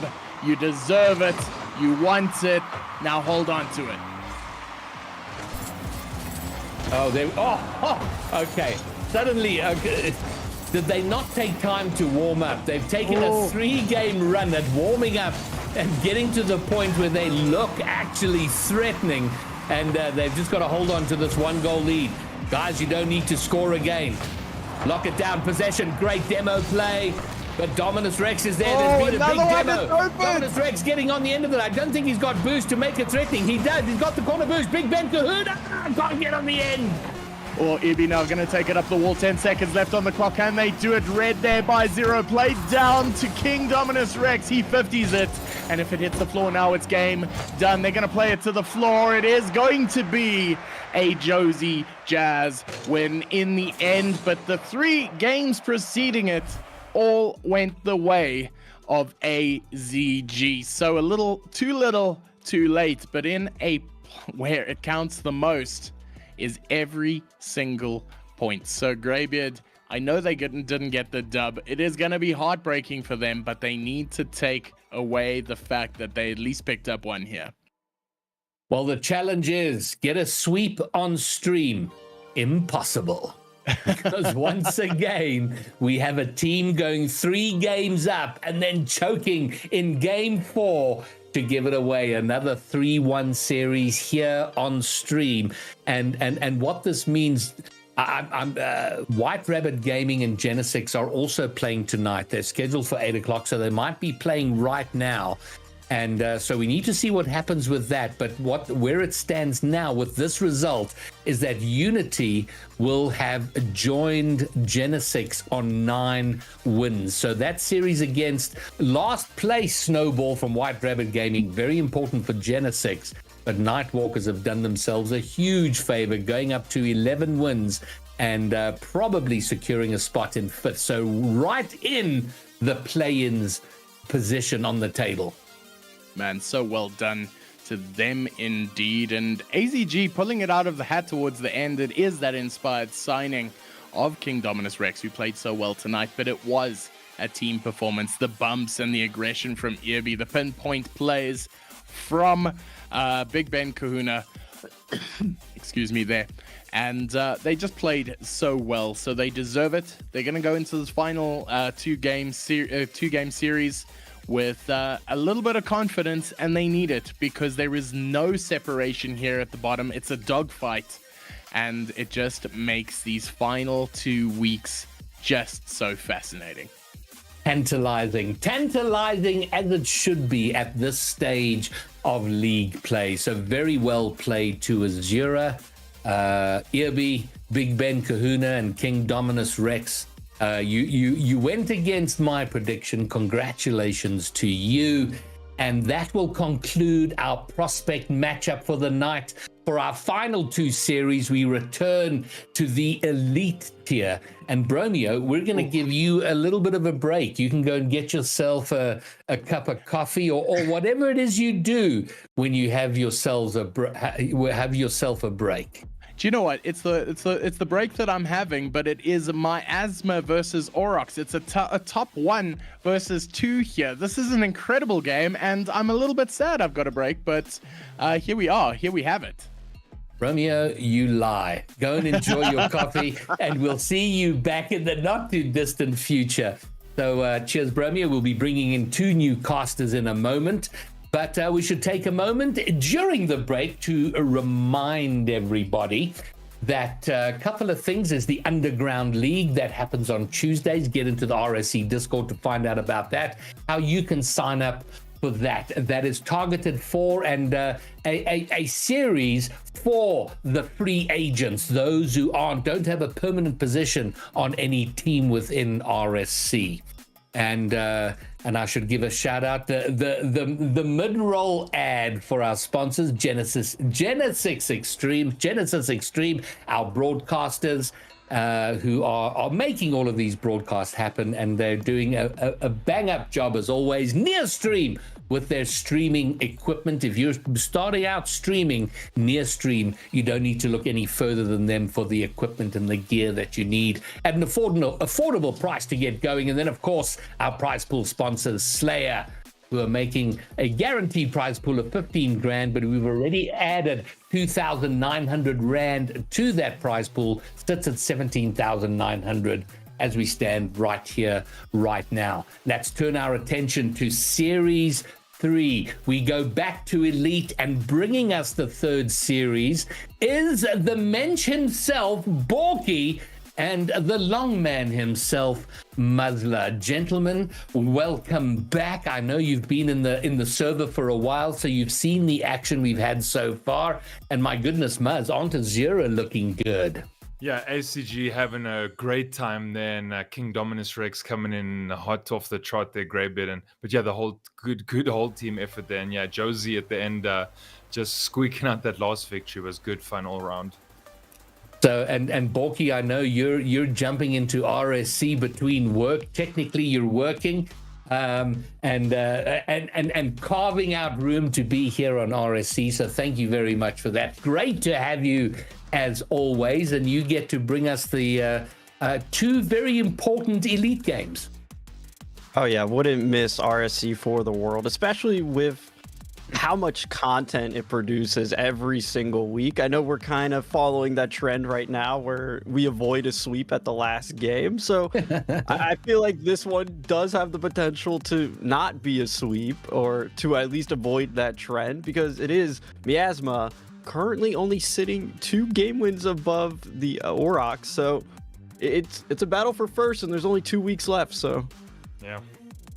All right, gentlemen, well, bring us all the action. An important one coming, and followed by another. So over to Borky and Muzz. Thank you very much, Greybeard. And as we can see here now on the screen, as I was just talking about, Death Cloud only have, it's 3 wins. My apologies. I like spreading some misinformation, but only 3 wins separate. So I guess for Ox, if they want to take that first place position from them, they need to not only win this series, but do it in a pretty commanding fashion. Yeah, I'm looking at all these last 5 results as well, Bulky. Both these teams just have win after win, right? They've had a phenomenal season. We're here in week 7. So 6 was good, 5 was good, 4 was great. 1 draw each there, just kind of interrupting the sea of green.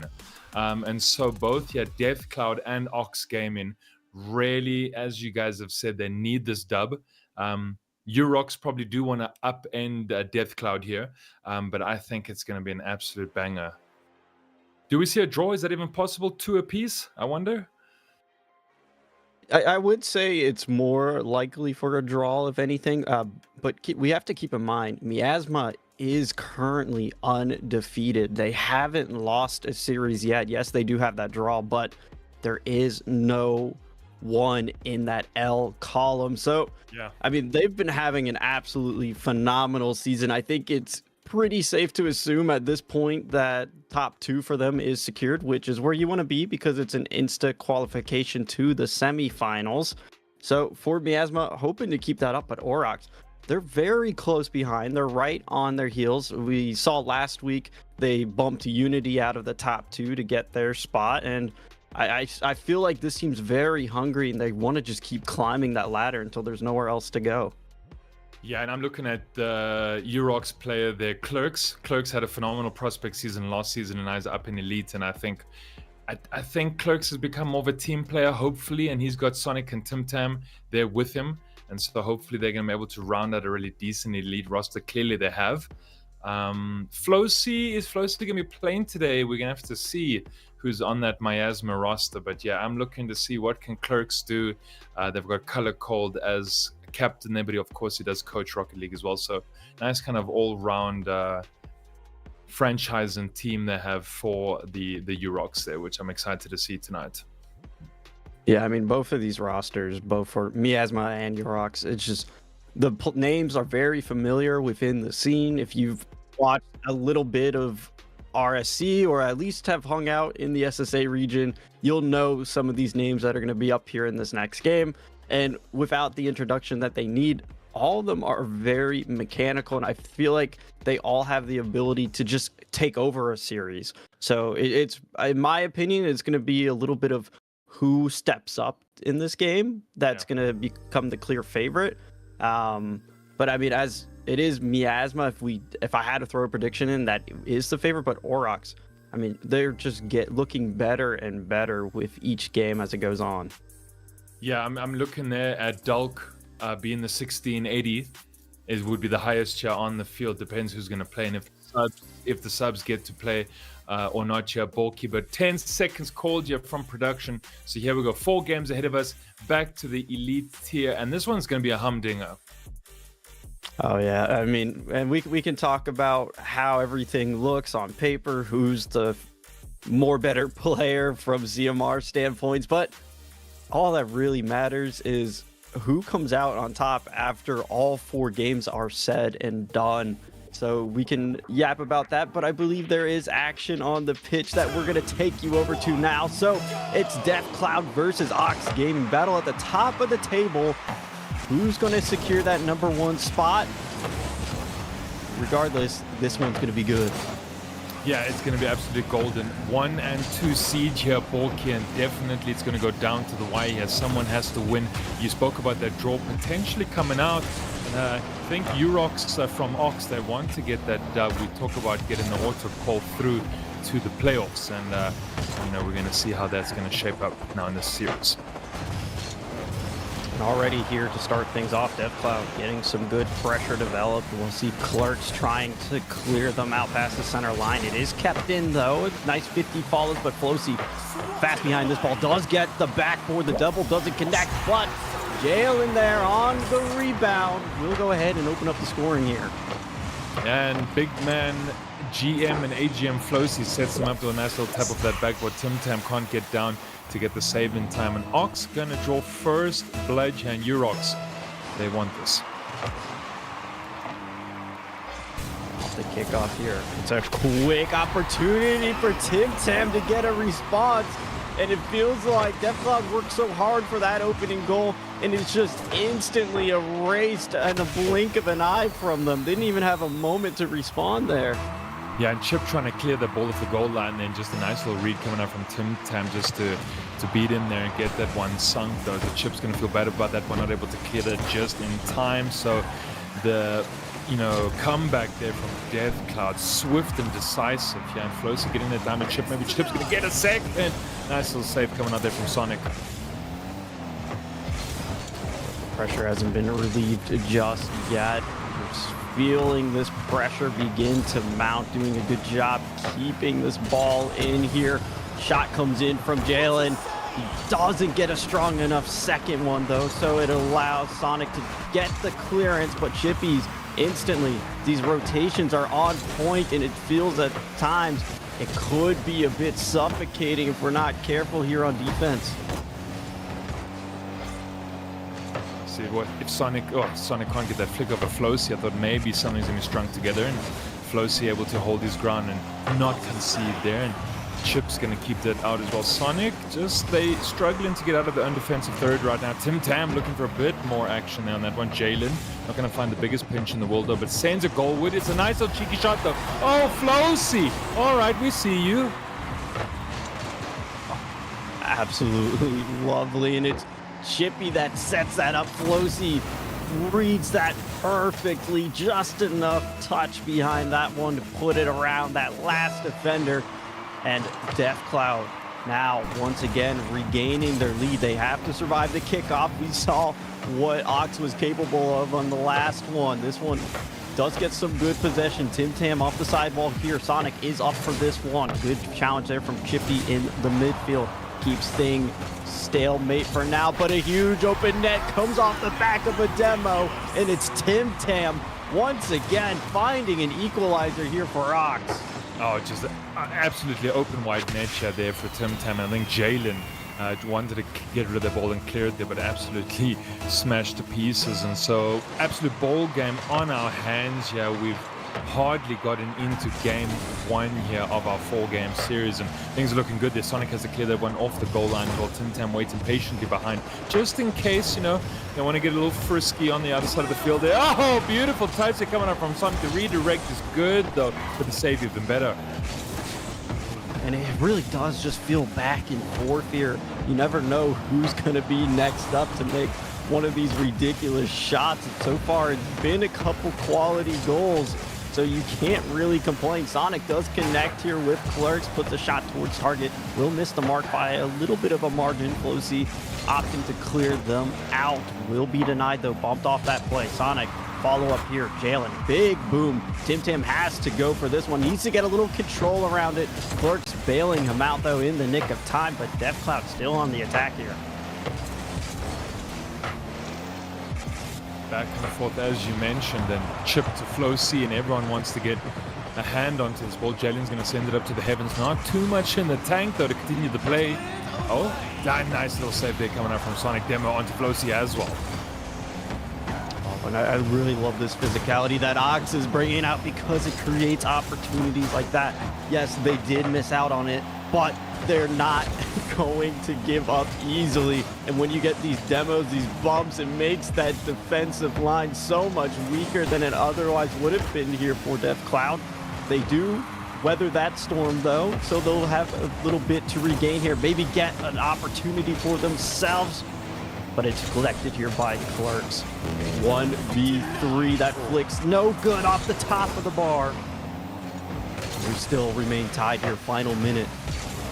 Yeah, Flossy just kind of cool and calm on that goal line as well, just making sure that flick's not going to go in. So he gets rid of Clerks, so he deals with him decisively, and Flossy holding his own on that line there's going to go into the top right hand corner. And oh man, just when you think you concede and you're going to lose, just at the end of the game, that woodwork is going to be the one that disrupts the play there. So still 2 apiece. He might go to OT. We're going to see what Sonic can do though. Flossy again keeping out any threats that are being laid down by the Ox team. And Jalen here from the corner, bit of a better boost this time around, sends it all the way towards Tim Tam. Tim Tam skyward towards the ceiling, but Chips and Flossy is fighting to get onto that ball as the clock ticking down here. Someone really wants to get the last score here, and Tim Tam has to clear that on the midway line. Then Flossy is gonna not send it. Okay, there we go. So Tim Tam finally an Ox break that deadlock of ours. Oh my goodness, it's Tim Tam with the hat trick. Has been the striker here for Oxen with 3 seconds remaining. Steals this game from Death Cloud. Death Cloud had that last bit of offense. They had the last lap there, but it is Tim Tam that puts it away. Just needs to kill the ball, hits the ground. Orox take game number 1. And can we expect anything else other than the top 2 teams of Elite battling it out like this? Well, Borky, we said we needed Ox Gaming, or at least Ox, they want to make sure that they can steal that number 1 spot away from Death Cloud. And it starts here by winning game 1, and Tim Tam having a stellar performance as well, gets the hat trick. No assists coming out there. Look at all those shots coming out there from the Ox team as well. And so Jalen, Chips, and Flossy, they had a good time. Maybe a few little bumps into each other, miscoms there. Decent goal line saves coming out from Flossy, and this is going to be a high tempo game. There might be, a bit of frustration in both camps, but it's because everything's on the line. Yeah, there is so much to play for. I mean, we're week 7. There's only 9 weeks before playoffs, so every single win does matter that bit much more.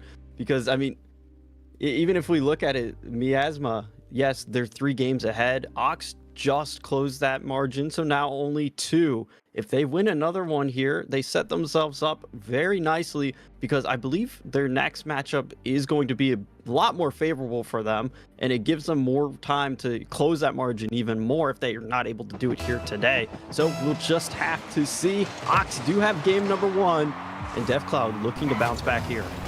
Yeah, looking to bounce back. Let's see, do they have that grit? And it's going to start here, but already Jalen disarming the play. He's looking for more, gets the demo though as well. Chips has to run back quickly. Manabi's on 100 and get rid of this play as well. We want to clear this ball here, and so almost when Ox were going to be able to score on you, Sonic from the corner here gets it down as well. Nice little passing play coming out from the Urox team as well, and Sonic still continuing the play, and it's good to see this kind of pressure being laid down by Ox, though they want to extend this lead.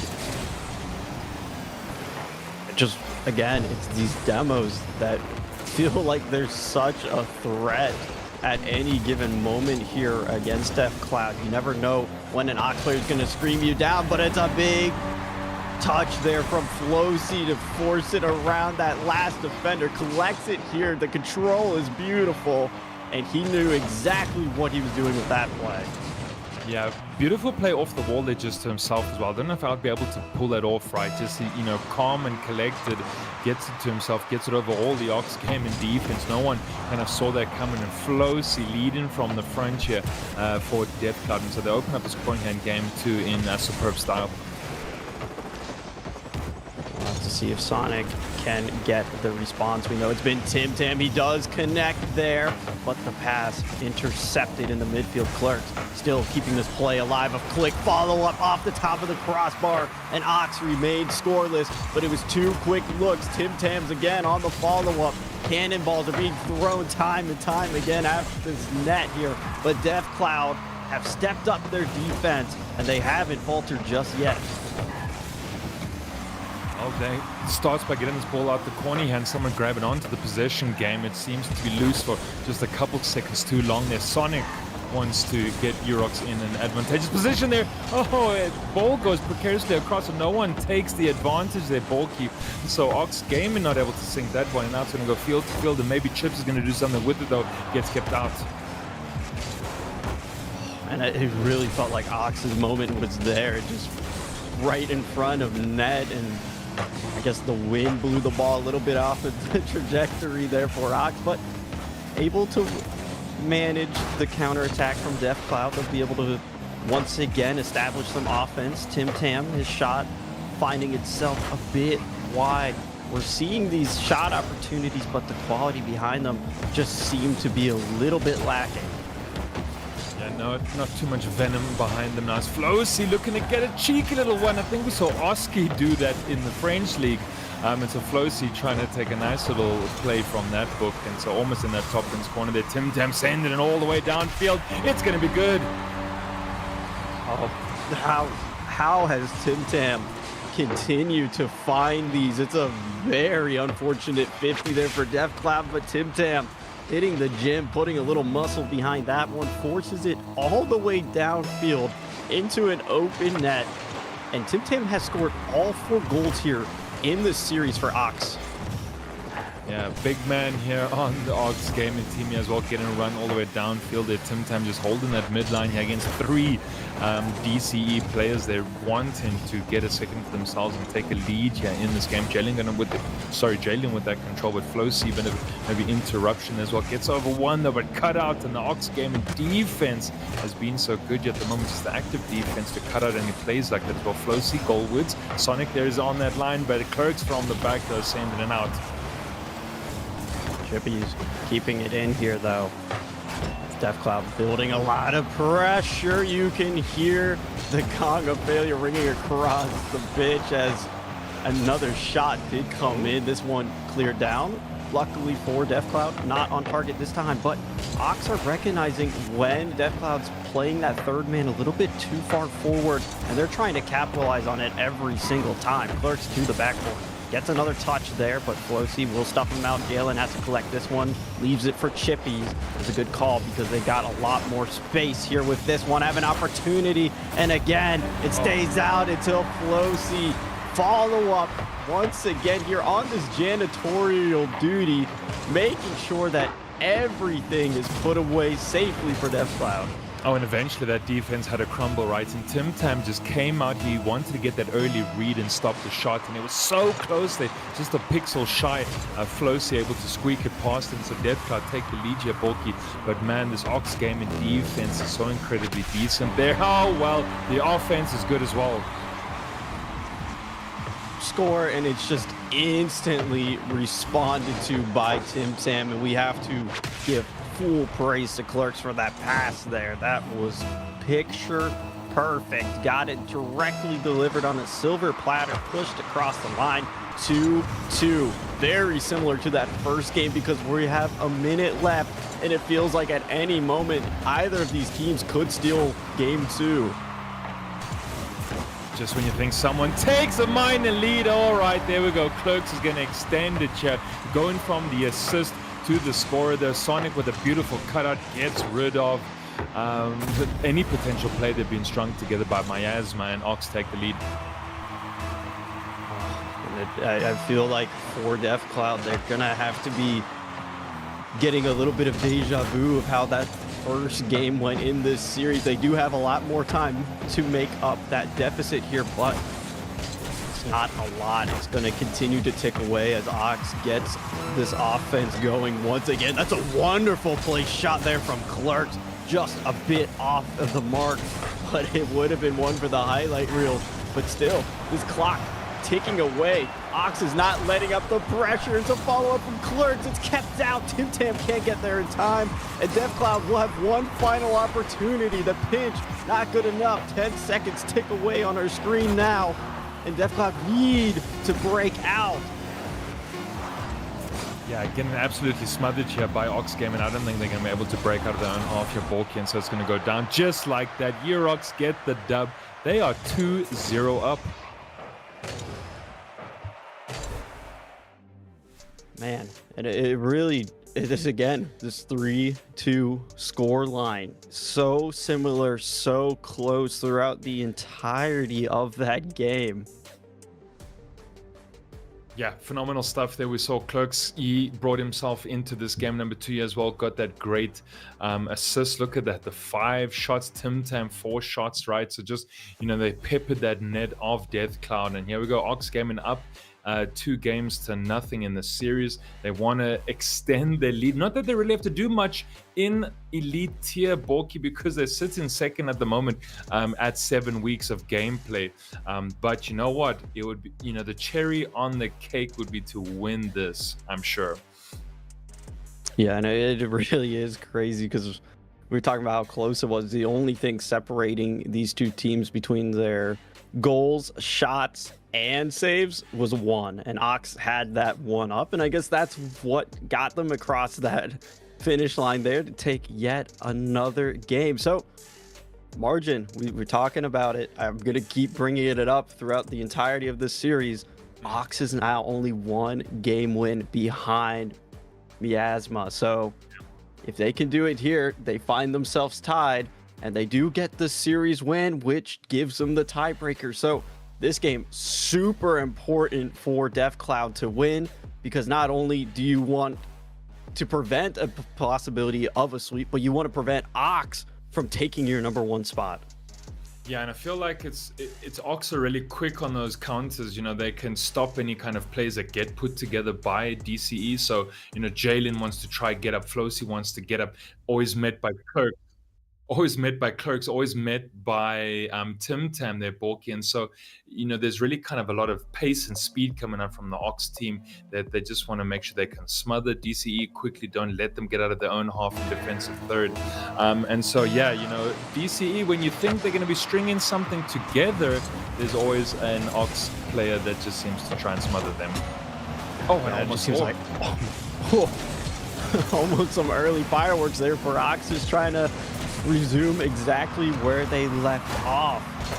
And for Death Cloud, they can breathe a little sigh of relief as we will remain scoreless for at least the opening seconds of this game. But it's a very strong look there for Ox, as now Death Cloud trying to get a strong look for themselves. Jalen will have to challenge here at the mid line. Clerks gets it around him, that recognizes the potential threat that was looming there. It's a big clear out. Tim Tam, would have been there in time, but it hits the post.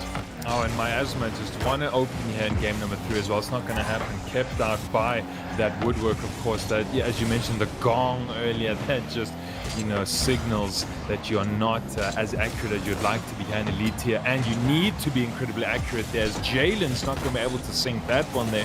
Flosi getting down the left-hand flank, looking for bump and plays here. But Tim Tam reading that one nicely, keeping it out though, and 0-0 still. But look at that. I believe it was Tim Tam just instant challenging Chickies there on the backboard. You just have to see how confident Ox is playing. They're not giving a lot of respect here to Death Cloud. It feels like every ball, somebody from Ox is quickly behind it, going for that 50, trying to take away possession. And it really has been working out here for them. Flosi almost with an opportunity there, still on this play, still behind the ball. Barely will Clerks force that out. Yeah, come on, get these goals squeaked in. Maybe the double's going to come up from Flosi. There it is. There we go, it's good. Gets the dunk onto all the Ox players. Let's watch this replay. I mean, sometimes the plays just have to speak for themselves. What a shot there from Flosi. You, literally, as you said, you have to squeak out one of these angles. Flosi did exactly that. And then Death Cloud, once again, they open the scoring, but can they hold on after this kickoff? Can they prevent Tim Tam from devouring their lead? Well, okay. Clerks bring it back. You know, as we mentioned in game 2, you have Bulky. Just when you think someone's going to take the lead and have a great time, obviously Clerks is going to get a nasty flick over, almost the whole entire pitch. Chips can't get up to that one as well. A little demo at the end, there just for fun, and Ox bring it back. Yeah, no, I believe it was Sonic that was up for that touch as well. So maybe Chips just thought, play the redirect touch here, and well, Sonic faked it. Just happened to float right behind you. You hate to see it happen, but Ox still love it as Clerks finds a second here. It's 2 in a row for Ox. It feels like this lead is so vulnerable at any time. Tim Tam as well, clearing Jalen out of the net. Well, Ox Gaming, they're having a phenomenal night here on this lovely Thursday evening. Flosi going to go up for this one as well. They need to bring it back. We need to see maybe a little bit of a floor pinch coming out there, but nothing as Sonic is going to deal with here. Jalen also going up for this one. Won't be able to get the double. Don't think he sniped the 100 from Ox Gaming either, so no boost steals coming out there. Clerks, Tim Tam, Jalen. Bit of a ring around the rosy here. Jalen maybe looking for something offhanded to Flosi though, but I love that active defense here coming up from Ox. I just really don't know what to expect here, Muzz. It feels like any given moment somebody's going to make a play as Jalen puts another on target. Flosi, he's giving some physicality here for Death Cloud as well. Ox have been absolutely ruthless with their bumps as Tim Tam just deletes another player from the pitch before our own very eyes. So I feel like they need to kind of match that pace, and Flosi's doing a good job stepping up to that challenge. Yeah, Flosi's really been taking a big lead from the front and just making sure Jalen and Chips have a good game. Flosi again there, beats one. Won't get past Clerks. Clerks with an awkward touch infield as Jalen and Chips, they're waiting for that one as well. Maybe Clerks could have controlled it a bit more, gone up into the air with it, but he did not. And so we still have Ox here in the lead as well. Chips getting past one. Sonic's going to control it. Tim Tam there, be able to pick up the loose ball. Gets past one though. He does have Clerks waiting. Oh, they don't get the bump on the player though. I thought maybe Clerks could have dealt with that defender. Yeah, I felt like the play might have just gone a little too far away from them, and it's Def Cloud on a fast counter attack. Jalen finds Flosi, and Flosi finds the back of the net, just slowing that down. Sonic whizzes right by. And again, under a minute here, Muzz. 2-2 is our score line. You spoke about the margins. You spoke about how close it's going to be. We've seen 3-2 the whole evening, so you know history has to repeat itself here. Flosi controlling this one. It's going to go down to Chip if Tim Tam doesn't have anything to say about it though. Wants to hold it on this midway line, and Clerks as well fighting to get this ball as well. Jalen maybe find in the top left corner. Oh, it's good. And that's a much needed life there for Def Cloud. 2 times we've seen in this last minute. It was Ox that got that go-ahead goal. This time, it's Jalen that secures it for his team. And for Def Cloud, it couldn't come at a more crucial moment. You can't afford to lose this game because you haven't lost the series yet this entire season. You're undefeated, and Ox is knocking at that door. Final 30, though, will decide if Ox is taking us to overtime or if Def Cloud can at least get a win in this series. Well, it starts with a possession game. If you can't hold on to the ball, you're not going to be able to get that score as well. As Flosi almost puts in a fourth there, and Sonic has to deal with it. He has the quick counter, though. It's working out in Ox's favor. Oh, my goodness, Borky. You mentioned OT. You mentioned the margins, and Sonic says he's so ready for it. Oh my, it's a breakdown there on the goal line. The defense for Def Cloud can't hold. Again, it's within 10 seconds that Ox find a goal, and it just has to be so draining on the mental. We'll have a little bit of a 0-second drill. Flosi keeps it alive here. Gets that past Tim Tam. Jalen there waiting in the midfield. Shot comes on. Clerks puts us to the ground. Another kickoff is secured. We have an overtime to determine whether Def Cloud stay alive or if Ox is going to put their first loss of the season on them. Well, it's going to be golden goal territory here to see if that's going to be the case. And Jalen fighting Tim Tam to get position on that ball, and Sonic is holding it down as the latest goal scorer here of game 3 as well. Chips getting it over everyone, running up, but he's not going to beat out Clerks on that right-hand flank. Jalen wants to send it back where it came from, and Sonic says maybe this is going to be able to get squeaked in. Oh, man. Borky, what is going on here? Damn it. Sonic is stepping up exactly when he is needed. Got the goal with 6 seconds left, takes them to overtime and hits the winner. And Ox are now 3-0 in this series. They are tied with Def Cloud Miasma for that #1 spot. And this is the first official loss for Def Cloud this season. And Ox is showing exactly why they deserve to be in the top 2. Oh yeah, they are absolutely having a cracker of a series here. 1 game remain in 5 minutes of Rocket League, and Sonic, Tim Tam, and Clerks are playing out of their socks here today. 4 goals there scored right, or at least the 2 goals scored right at the end here of regulation. Chips, shame. Chips only registered in the 90 there. Borky is didn't have the game he wanted to.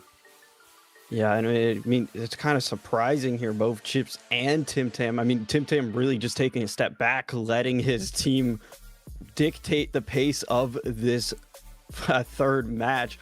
And I mean, you got to love that if you're Tim Tam. You did a lot of the heavy lifting. Your team steps up and they win you the game in overtime. And not only that, you win the series. So this is the really big question here. Is it going to be a sweep? The trend of tonight has been the sweeps denied in that last game by whoever's down.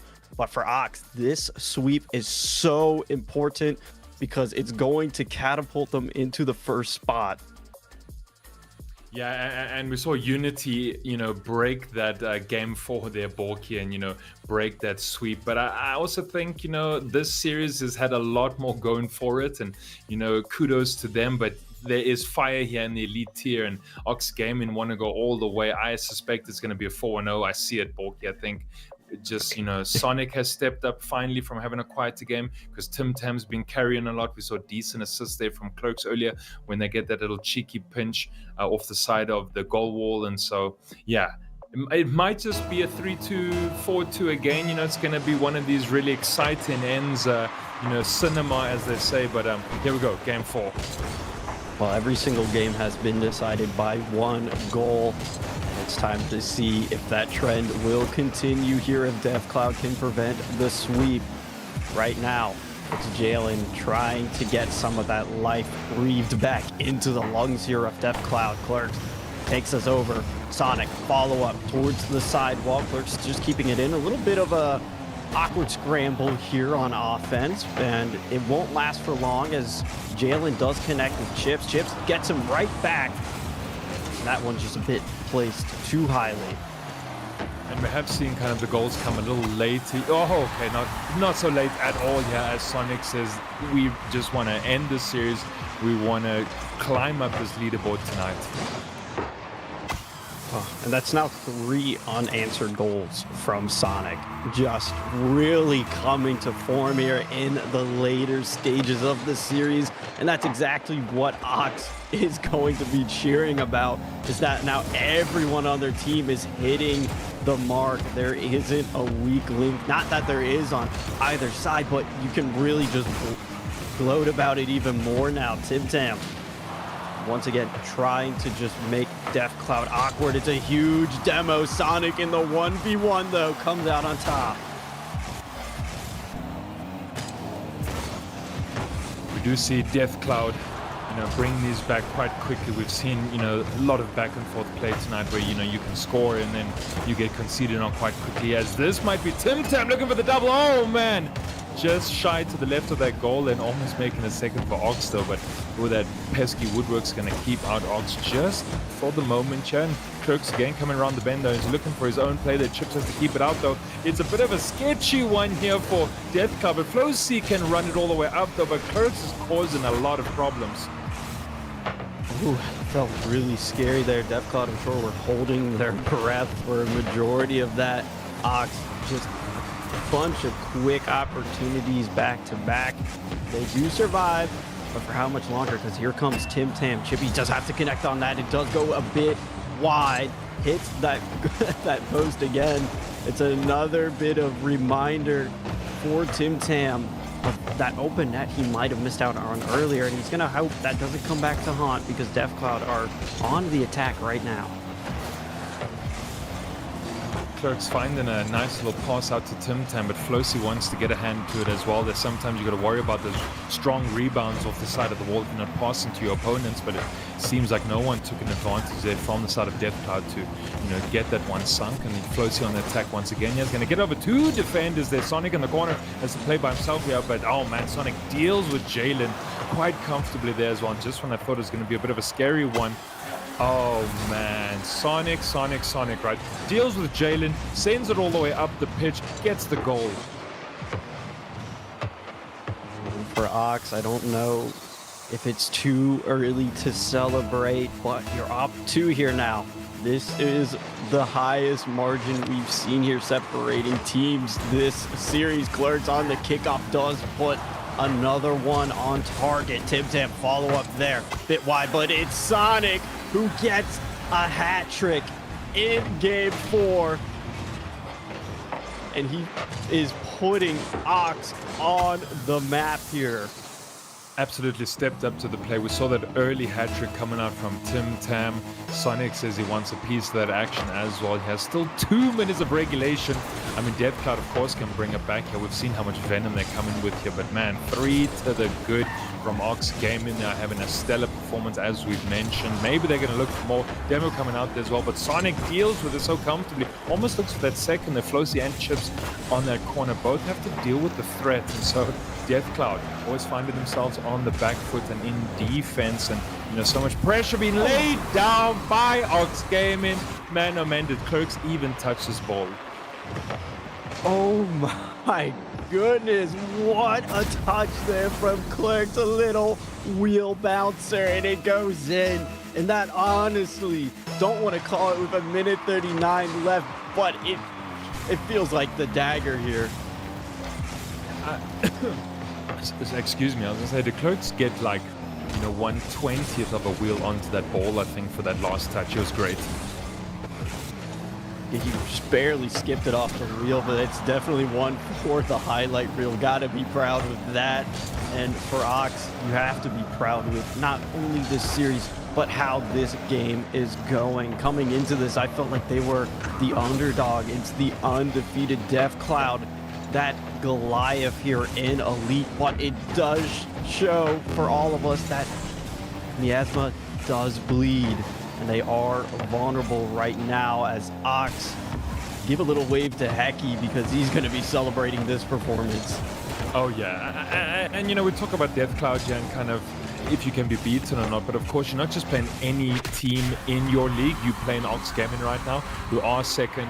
We've also had that one draw, same as you, who have also had the stellar season. But they've obviously wanted to do something phenomenal tonight. They've wanted to clinch that first spot. They've wanted to, dethrone Miasma. 5-0 right now. We've seen the 3-2, 3-2 throughout the first games, Bulky, but now Ox Gaming have really just stuck the horns deep in.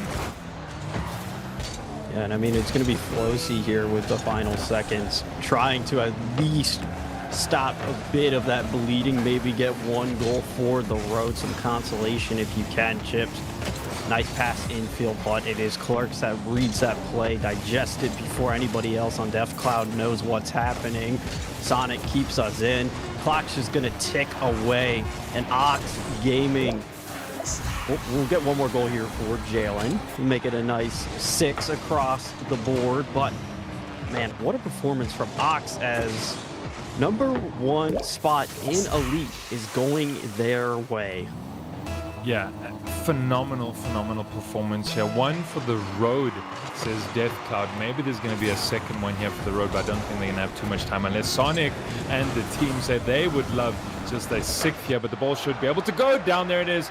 Urox 4-0. They take the series here. They have an absolute phenomenal series. And you just have to give that praise to Sonic, who absolutely lit up the scoreboard in Game 3 and Game 4. 3 goals here to close things out. Clerks and Tim Tam getting involved with the fun. And for Def Cloud, it's a tough loss because all of those games besides this last one were very close. Yeah, it started the series that way, right, Bulk? It was incredibly close there. We saw kind of the fine margins, and often Death Cloud would lead in, and then just Ox Gaming were able to find a way to kind of beat them, right? Either through Tim Tam, the early assist from Clerks there, and then Sonic having a real steamroller here in 3 and 4. And yeah, Death Cloud maybe throw in 1 and 2. They could have maybe, I guess, aimed for a draw here. But, oh, man, it just did not work out for them tonight. Well, there is an opinion from somebody that I'd like to hear, and that's Mr. Graybeard himself.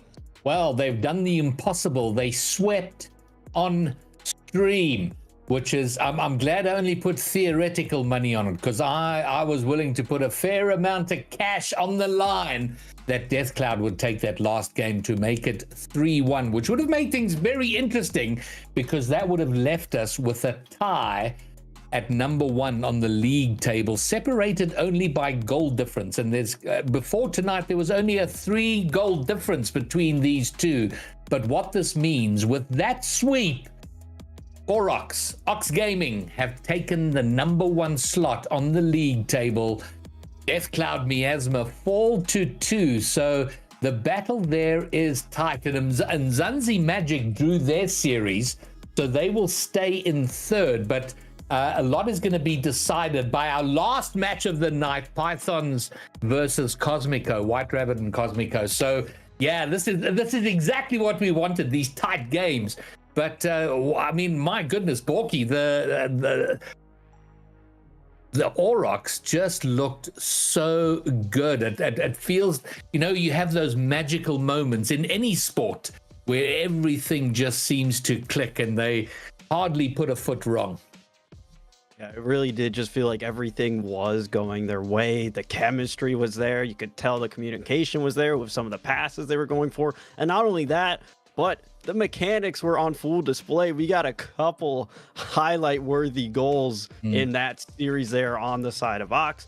But the biggest takeaway for me was it's a sweep, yes, but it didn't feel like a sweep because DefCloud, for 3 of those games, only lost by 1 goal. One of them was even overtime too.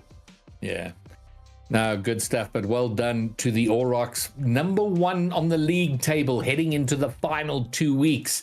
All right, well, Muzz, are you putting your finger up or are you just saying number 1? It sounded like, I don't know, being a teacher, I don't know if you wanted to ask a question. No, exactly. Number 1. Okay. Numero uno. Numero uno. All right, Muzz. Well, thanks for sliding into the booth, joining us for a single series. Borky's going to stay with us. We're going to bring Bromeo back in a minute, so we'll let them go and do their thing. Thank you very much, Muzz. And yeah, so as a reminder, after week 9, we go into playoffs. And how playoffs work is that number 1 and number 2 in every tier are guaranteed semifinals in the playoffs. Places 3, 4, 5, and 6 have to have like a little bit of a quarterfinal between them to determine who goes through to play places 1 and 2. So an extra best of 7 is what you have to play if you win in the play-in. So you save yourself a little bit of stress, time, and pressure by finishing top 2. So that's where you want to be. But if you're out of the running for 1 and 2, you want to be somewhere in that top 6 to get yourself into the play-ins. So to talk more about how that all works for our final elite game, Borky's coming back. And from very early this evening, Bromeo, but you had a break, but you didn't really go anywhere because you were hanging out in the green room watching that last series. Man, and what a series it was. Ox doing incredible work there, dethroning DefCloud. And given the fact that it was a 1 versus 2 game, gives much more to that because it was a sweep. We were expecting a tight contest, but ultimately Ox with Clerks Sonic came and blew it out the park. So it's really impressive to see. Now, last night on the podcast when we were breaking down the state of play for RSC Season 4, in chat, Flosi was saying he's chill. He's quite happy to finish 3rd. So he wasn't too stressed. And I wonder, Borky, if he's set up a self-fulfilling prophecy here. Yeah, no, it certainly feels that way. I mean, yeah, I guess you're fine finishing 3rd, but it is that top 2 you want to play for. That semifinals takes a little bit more pressure off of you. You get a little bit more time to digest who your opponent's going to be, break them down. So for DefCloud, they still are sitting fairly comfortable. I believe they will hold on to that number 2 spot, if I'm being fully honest here. But I mean, it is Unity that's trying to be close behind. I know they just concluded with a draw, so it does give more breathing room to DefCloud. But how much do you have with only 2 weeks remaining? Well, for our last game on series, Cosmico, who are 4th, will be taking on Shadow, who are struggling all the way down in 9th. And so currently, Unity in 3rd with 17 wins. But if Cosmico can pull off a sweep here, they will pip Unity and go above them. But it does require that they take nothing less than a sweep will do. So, gentlemen, bring us the action and let's see if Cosmico can do it or if Shadow can play a bit of a party spoiler. We are in for some action here tonight. Darkness trying to recover their season. Luna trying to bring up that 3rd position and dethrone Unity. Like we just said, Unity went up against Python earlier this evening. It turned into a draw. And one thing to note, despite Luna being 4th on the log and Darkness being 9th, Luna has only won 2 games this entire season to Darkness's 0. So there is not as much of a difference as their first appears to be, Borky. Yeah, I mean, it does feel like Darkness need a little bit of revival here at the end of the season here, because I know Greybeard talked about how Cosmico, if they win this, they will take Unity's 3rd position spot, but there's not that much separating at the bottom of the table. It's only Vanguard and Kings above them with 1 game win, and then Midnight only has 3 above them. So if they somehow come into this one and absolutely upset, I feel like that's an instant defibrillator to your season. Yeah, for sure. And Shadow Esports, comprising of Chase, Wormy, and the Deadly Dom, going up tonight against Forward Hilux, Tristan, Ryan Senpai, and Flaming Hot Torito. So we're just waiting for them to jump into the field. We're going to get into action with our final game of this evening, our 3rd elite game for tonight, and possibly one that decides the table the most. Cosmico are going to be looking for that 4-0 sweep because nothing less will do. Shadow are going to try and upset the apple cart too. And right now, we have no idea who's going to take it. It's going to go down to who is hungry. So I don't know about this, Borky. This is such a tight one. Give me some early predictions. I can't be the only one on the fence about this. No, so in my honest opinion, I feel like Cosmico do have that step up. They've been playing pretty decently towards the ending period here. They have, I mean, in the past 5 weeks, they haven't had a single series loss. It's been a win, a couple of draws, and then a win again coming off of last week. So I do put Cosmico as my favorite. Darkness yet to record a series win, but this is where I kind of agree with you, where it could go either way. Back against the wall, you're in a corner, you don't have a lot of room to go, so it gets a bit scrappy. Well, it might get scrappy indeed, and we certainly hope it does, because Luna, riding on a bit of high form, are going to try and bring it in here this evening. It's Cosmico in purple, it's Shadow in red, and here we go. Oh, and right into this right away. It's Shadow. They need to establish some early dominance if they want to catch Cosmico off guard. Again, they are the higher placed team coming into this one, so for Shadow to throw the first punch, that would speak volumes here. Well, punches are being thrown, and right now Cosmico escaping their own half, but giving up possession in the process. Wormy now going to take it into the corner, forces the 50, gives it off to Chase. He proceeds to go and bump everybody on the Cosmico side. It is open right now, and Ryan Senpai needs to get into the corner. He doesn't. Into the safe clutches of Wormy, but not out of the woods yet. Shot coming in. Wormy gets the favorable 50, and it's going to head all the way back into the Cosmico half. Look at this. Wormy just seems to be all over the ball. Gets a double there, drops it down. It's a quick opportunity.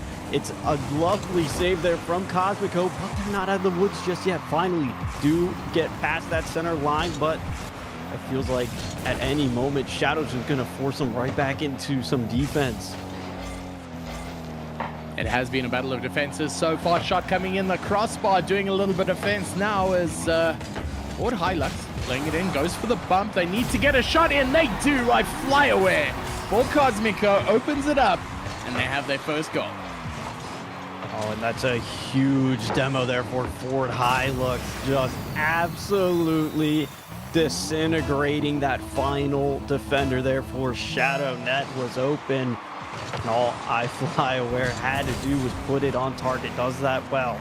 Cosmico take that first blow here, and they're looking for another as Ford Hilux takes it up high. That's a beautiful touchdown. It will miss target and the teammate waiting for it, and Shadow will live to fight for a little bit longer. Well, Cosmico playing with a plum. I don't know where a plum comes from and why it sounds so good, but they are playing with it as I Fly Aware picks up their second, and his second of the game so far. Pressure play. Chase under a lot of trouble here and puts it in off the end of a Wormy bonnet. So Cosmico playing the pressure game, and it's working out. Yeah, what a way for Fly Aware to just not give up on that play either. It just a couple 50s, still behind the ball every single time, and it worked out in his favor. Chase trying to take advantage of that open net. Sends a shot towards target, a bit high though. Follow-up is no good either. Wormy though, his opportunity, this one, once again, just a bit wide here for Shadow. They're getting these shot chances, but they're just not putting them exactly where it needs to be. I can agree with that. They need to keep it a tight game, do Shadow. Lest this gets away from them quickly. Wormy off the backboard, gonna play it through down to the center. There's just one man to beat. Gets the flick up, Chase with the shot, but what a pre-read from forward Hilux to escape their own half. He doesn't have any boost here, but he's gonna put through a short pass, read well by Wormy. And looking at the way things stand right now, Shadow have their work cut out for them. This is a well-oiled Cosmico machine.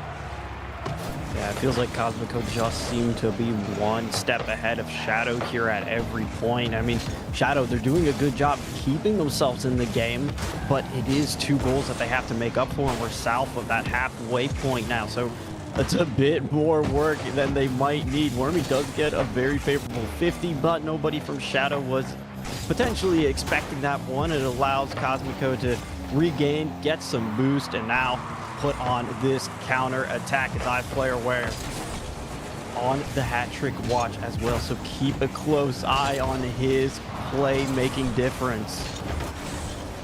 Heading down into the last 90, Shadow trying to mount an effective attack. iFlyAware trying to aim for his hat trick there, fended away by Wormy off the backboard once again. There's a double commit, chased away by Chase. And look, trying to get out here now. But iFlyAware on the far side of the field. Ryan Senpai taking it up against the backboard. Wormy again proving like he is one with that backboard defense. They have definitely stemmed the flow, but they haven't been lucky with any goals yet. So Shadow, they're going to count down these last couple, but they need to start scoring some goals. Yeah, they really need something soon here if they have any hopes of at least this game one. Wormy hoping to be the catalyst for that. Does get it downfield, 30 seconds. The pass comes in. Chase can't connect. It's capped out by Cosmico. And they'll just be happy to play a nice little game of keep away here. Run that possession game against Shadow and just eliminate their last glimmer of hope to potentially take game one. We head down into our last 10 here, and it is going to be Cosmico taking this one down, and convincingly so. Despite Shadow being a good opponent, it is 2 goals for Luna and Forward Hilux, leading them through for the win. You can see there Forward Hilux with a man of the match performance, 538 points. 4 saves, 3 shots, no goals, but he gets an assist there in as well. So it just shows how much of an influence he has. Because remember, a goal is 100 points, and he had to do a hell of a lot of playing to get it up there. So well done to Cosmico on the first one. Shadow still can feel they're in for a shot here, Borky. Yeah, and the craziest thing for me here is Shadow has more shots than Cosmico recorded in that game, but the biggest factor is those 2 goals from iFlyAware that made it in 100% on his shooting percentage, and that just was the key difference maker. It absolutely set them up. And of course, Forward Hilux with 4 saves. What are you going to do against that? Man, Forward Hilux being instrumental in the backbone of this Cosmico defense, and we saw iFlyAware doing the most damage. Flying through the sky. I see chats going, I fly, you fly, we all fly. And flying he is indeed.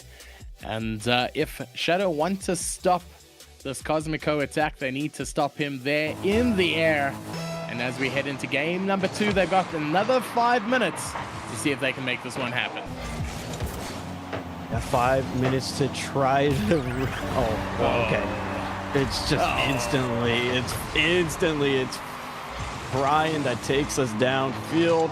The touch doesn't come in here for Wormy, and Forward Hilux is close behind that one. Not going to let it get too far out of reach. It's a nice opening there for Cosmico. And as I was saying before, being rudely interrupted by that goal for Shadow, it's going to be a chance for them to get some of those shots a bit more accurate. They have the pressure, they have the opportunities. Can they finish though? That's the real question. Oh my goodness. What a shot coming in there from Cosmico and Spira. Laying it down, it's going to be a fake, but it is a bounce. And that might have saved Shadow a little bit of harm. As Ryan Senpai passes it down, it's going to hit the backboard. It is a double, and I fly away's nightmare rampage continues. Really just trying to help Cosmico fly away with this series. As again, it's now 2 goals that Shadow find themselves down. But the big difference is it's within the first minute of this game. Last time they had more room to work with. It wasn't as daunting right away, but now, well, you're just instantly looking at that deficit. Oh, Cosmico trolling it. Does forward Hilux, gets the demo. They need to take the shot. I fly away, trying to get in another. And at this point, you just got to say, stop being so greedy, man. You are scoring so many goals. Save some for your opponents, because right now, the damage you're doing is starting to hit some space-time continuum stuff as Ryan Senpai shoots in now. Spiro with the clear. Can they score a goal? Can they buy a goal from this Cosmico attack? Yeah, and that's the biggest thing too, is you have that additional pressure of Shadow. You haven't scored yet in this series. That one is going to take a ricochet off of the crossbar. The bounce goes right into forward Hilux. I don't even know if he was waiting for that one or if it was just served on a silver platter, but he puts it away. And that deficit only continues to grow. Here's a fun fact for you. Forward Hilux obviously being a combination of the Ford Ranger and the Toyota Hilux. What would you call them in the States? It's a truck. In South Africa, you call it a bucky. And in Australia, where he came from to play RSC, you call it a ute. So he's proving his utility here tonight as a defender, a shooter, and just all-round difference maker is Forward Hilux, as Cosmico now sitting happily with 3 goals. Yeah, I mean, just see, it feels like everybody from Cosmico is contributing. I mean, yes, iFlyAware has gotten the majority of the goals in the series, but it's set up from these brilliant passes or just the pressure that his team can build here. Right now, they're getting some of that pressure established. Forward Hilux 50 does go in his favor. It's going to be Ryan on the follow-up, keeping it in. Chase collects. Can he break them out? No, instantly denied by iFlyAware, and he does get the backboard, but he can't sink it on net. Well, very close there. Almost iFlyAware getting another one. He's going to try again here. Gets the beat, but gets bumped in the process. And Shadow looking neither here nor there, and dare to say a shadow of their former selves, as they've conceded 3 in the second game. And they'll need to start picking up something right now if they want to stay within a whisker of this game. Yeah, it just feels like, once again, you can't afford another shutout here in this series. It's going to make scoring a goal become even bigger of a task. It's a huge demo, though. It sets up an opportunity. Chase tries to put this one away. It will fall a bit far, but does manage to get behind it again for another follow-up. Forward Hilux, beautiful red 50 there. Alleviates some of that shadow pressure and instantly allows Cosmico to resume exactly where they were hoping to be. Cosmico come marching through, another shot, getting patted away, this time by Wormy. And Shadow not conceding just yet.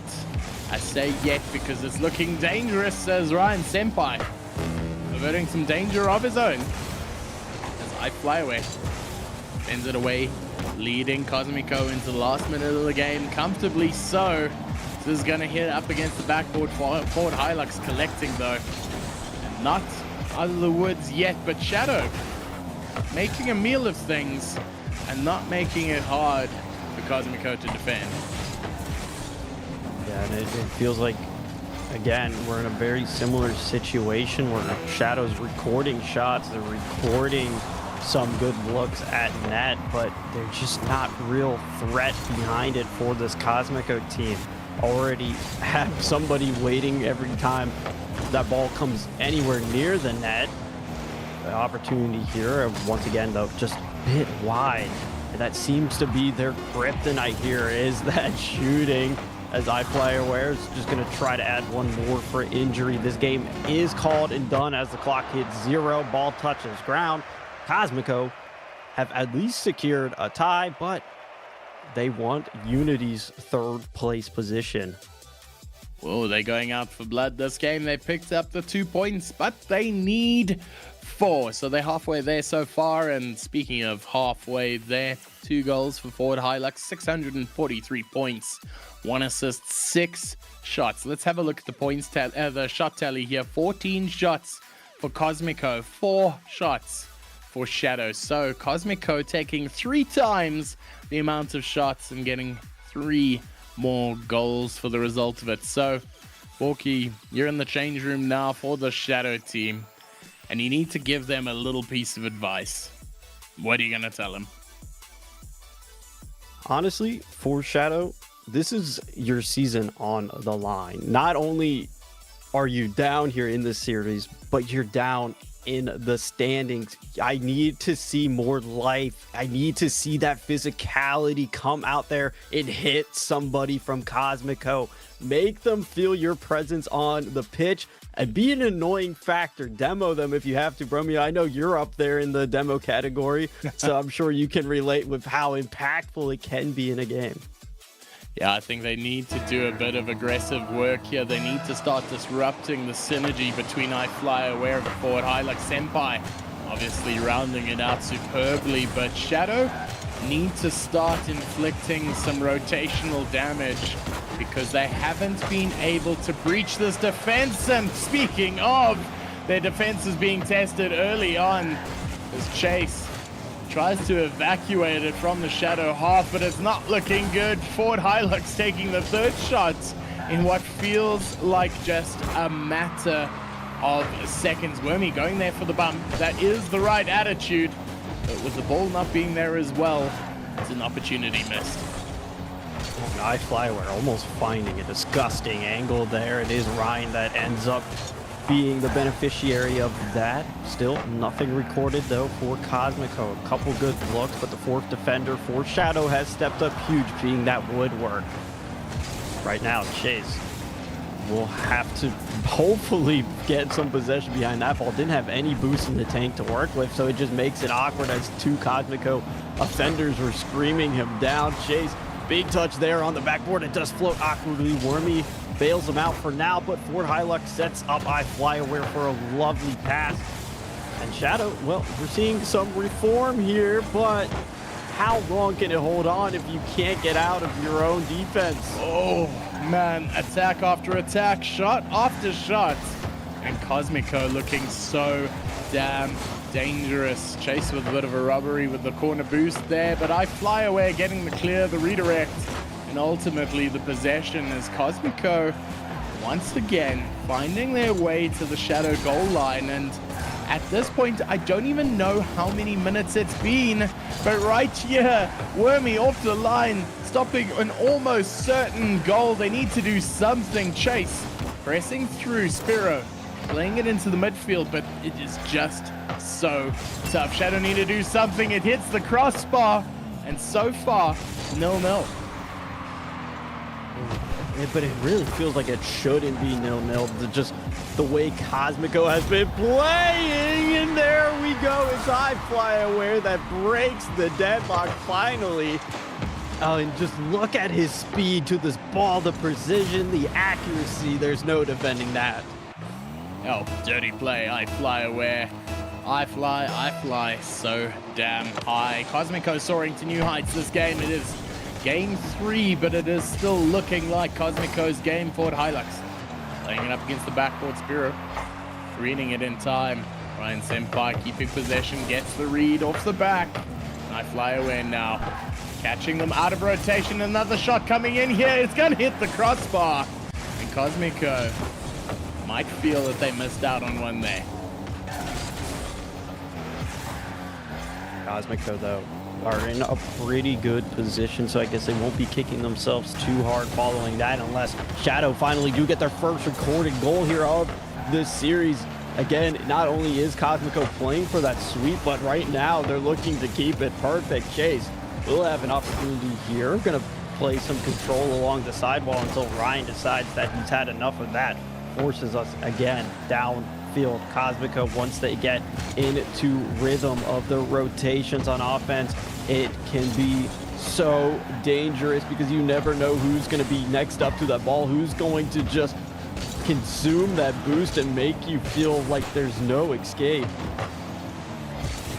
Oh man, I'm trying to remember the last time Shadow scored a goal, and truth be told, I can't remember. Cosmico doing a superb job of shutting Shadow out. Still with a 1-goal lead, but it feels like so much more as Ford Hilux gets a clear quite comfortably, forcing Chase back into his own line. He gets a good bounce, but again, Cosmico have all the time in the world to reset. It feels like there's no immediate danger for them as Fort Hilux was trying to put up an immediate threat against Shadow's net. It's that top of the woodwork that just seems to be friends with Shadow here in game number 3. It's kept a couple of these Cosmico shots out, and I mean, there's only one goal that does separate us here, and if Shadow want to get their first goal of this series, now would be a perfect time to do so. Oh, well, here you have it. 30 seconds left. Shadow needs to pull a rabbit out of a hat. I fly away. Bending it off to the side. He is everywhere, is he? And right now, Wormy meeting the pass in the midfield. Ryan Senpai with the flick. It's going to hit the crossbar. And forward Hilux not being able to sink that one. But you know what? They don't need to. But Spiru looks like he's possibly disconnecting here. That could have been a goal opportunity. I'm not sure what's happening here. They don't need to let it touch the ground. It is gonna. And I won't lie to you, I'm a little perplexed there. That was pretty much their only opportunity the entire time to score. And there they go. They go down another one. That is so heartbreaking there for Shadow. It's your best opportunity. That net is open. Sphero just needs to turn on that ball, try to put it towards target. You had 2 teammates in the midfield as well. And if it is a controller DC, which it looks like, it just feels like nothing is going their way. They do record one more shot this game in comparison to the last one, but it doesn't feel like things are going their way here. Well, it really isn't. They've lost their 3rd on the trot. This time, only 1 goal. But it could have been 10. They never looked like scoring at all. Borky, and credit has to be given where credit's due. The defense of Cosmico has been incredible. I'm actually going to check it right now. I need to see. Cosmico in Elite have conceded... Well, yeah, they've conceded 52 goals, which is a large amount of goals. The only people who haven't conceded as many goals as them is Asma and Orak, who just played in the game before. And that just shows it's such a credit to their defense because, honestly, Shadow hasn't looked like it at all this entire series. So I think the only piece of advice I would give to Shadow is just disrupt, start shooting, because I don't think they've done enough to challenge this Cosmico defense, because it's not through lack of their own defense. It's just they haven't been testing Cosmico's defense at all tonight. So that's the first thing that needs to change, but there's still a bit of time. There's still enough time to pick up one more point. 1 point will bring them closer to the 6th position. It's still a dogfight for that 6th position, and it's not going to end here tonight. There are still 2 more games this season, 8 series points up for grabs. So every single one of them counts, and we're going to just wait for the players to make sure they're ready. I know Spiro is probably checking on his controller, checking his internet connection, because the last thing we want, Borky, is another one of those. Yeah, and I mean, we're all for fair play. You know, want to make sure everybody's up to their best capabilities when we head into this match. But what a treat that today has been. I know that we like when we get to see some of the other tiers play, but what makes it so much better for me being just all three of these matches being elite is we get to watch the shakeup of this group before our own very eyes, because elite, in my opinion, are one of the closest between all the top and like the lower margins. So Ford, I mean, we saw number one dethroned. We saw the possibility now here for Cosmico to take that number 3 spot, and then things just continue to feel more and more shaken up as the day goes along. And we do hit game number 4, Bromeo. Hopefully all controllers are fully plugged in now. And for Shadow, you need to prevent a perfect sweep. Yeah, we don't want to see 2 sweeps on stream tonight. The pressure on Cosmico right now to sweep up is there, and that's why you see so few of them. But the pressure is also on Shadow to pick one up. They've already lost the game, or lost the series, but they don't have to lose this one, as I Fly Away puts it into the corner. Ryan Senpai sending it right back with interest. Ford Hilux doesn't have enough boost, but almost gets the double there. And can they put it through here? Now Ryan Senpai with the fake I Fly Away hits the backboard, plays it down, and Ford Hilux is going to open the scoring.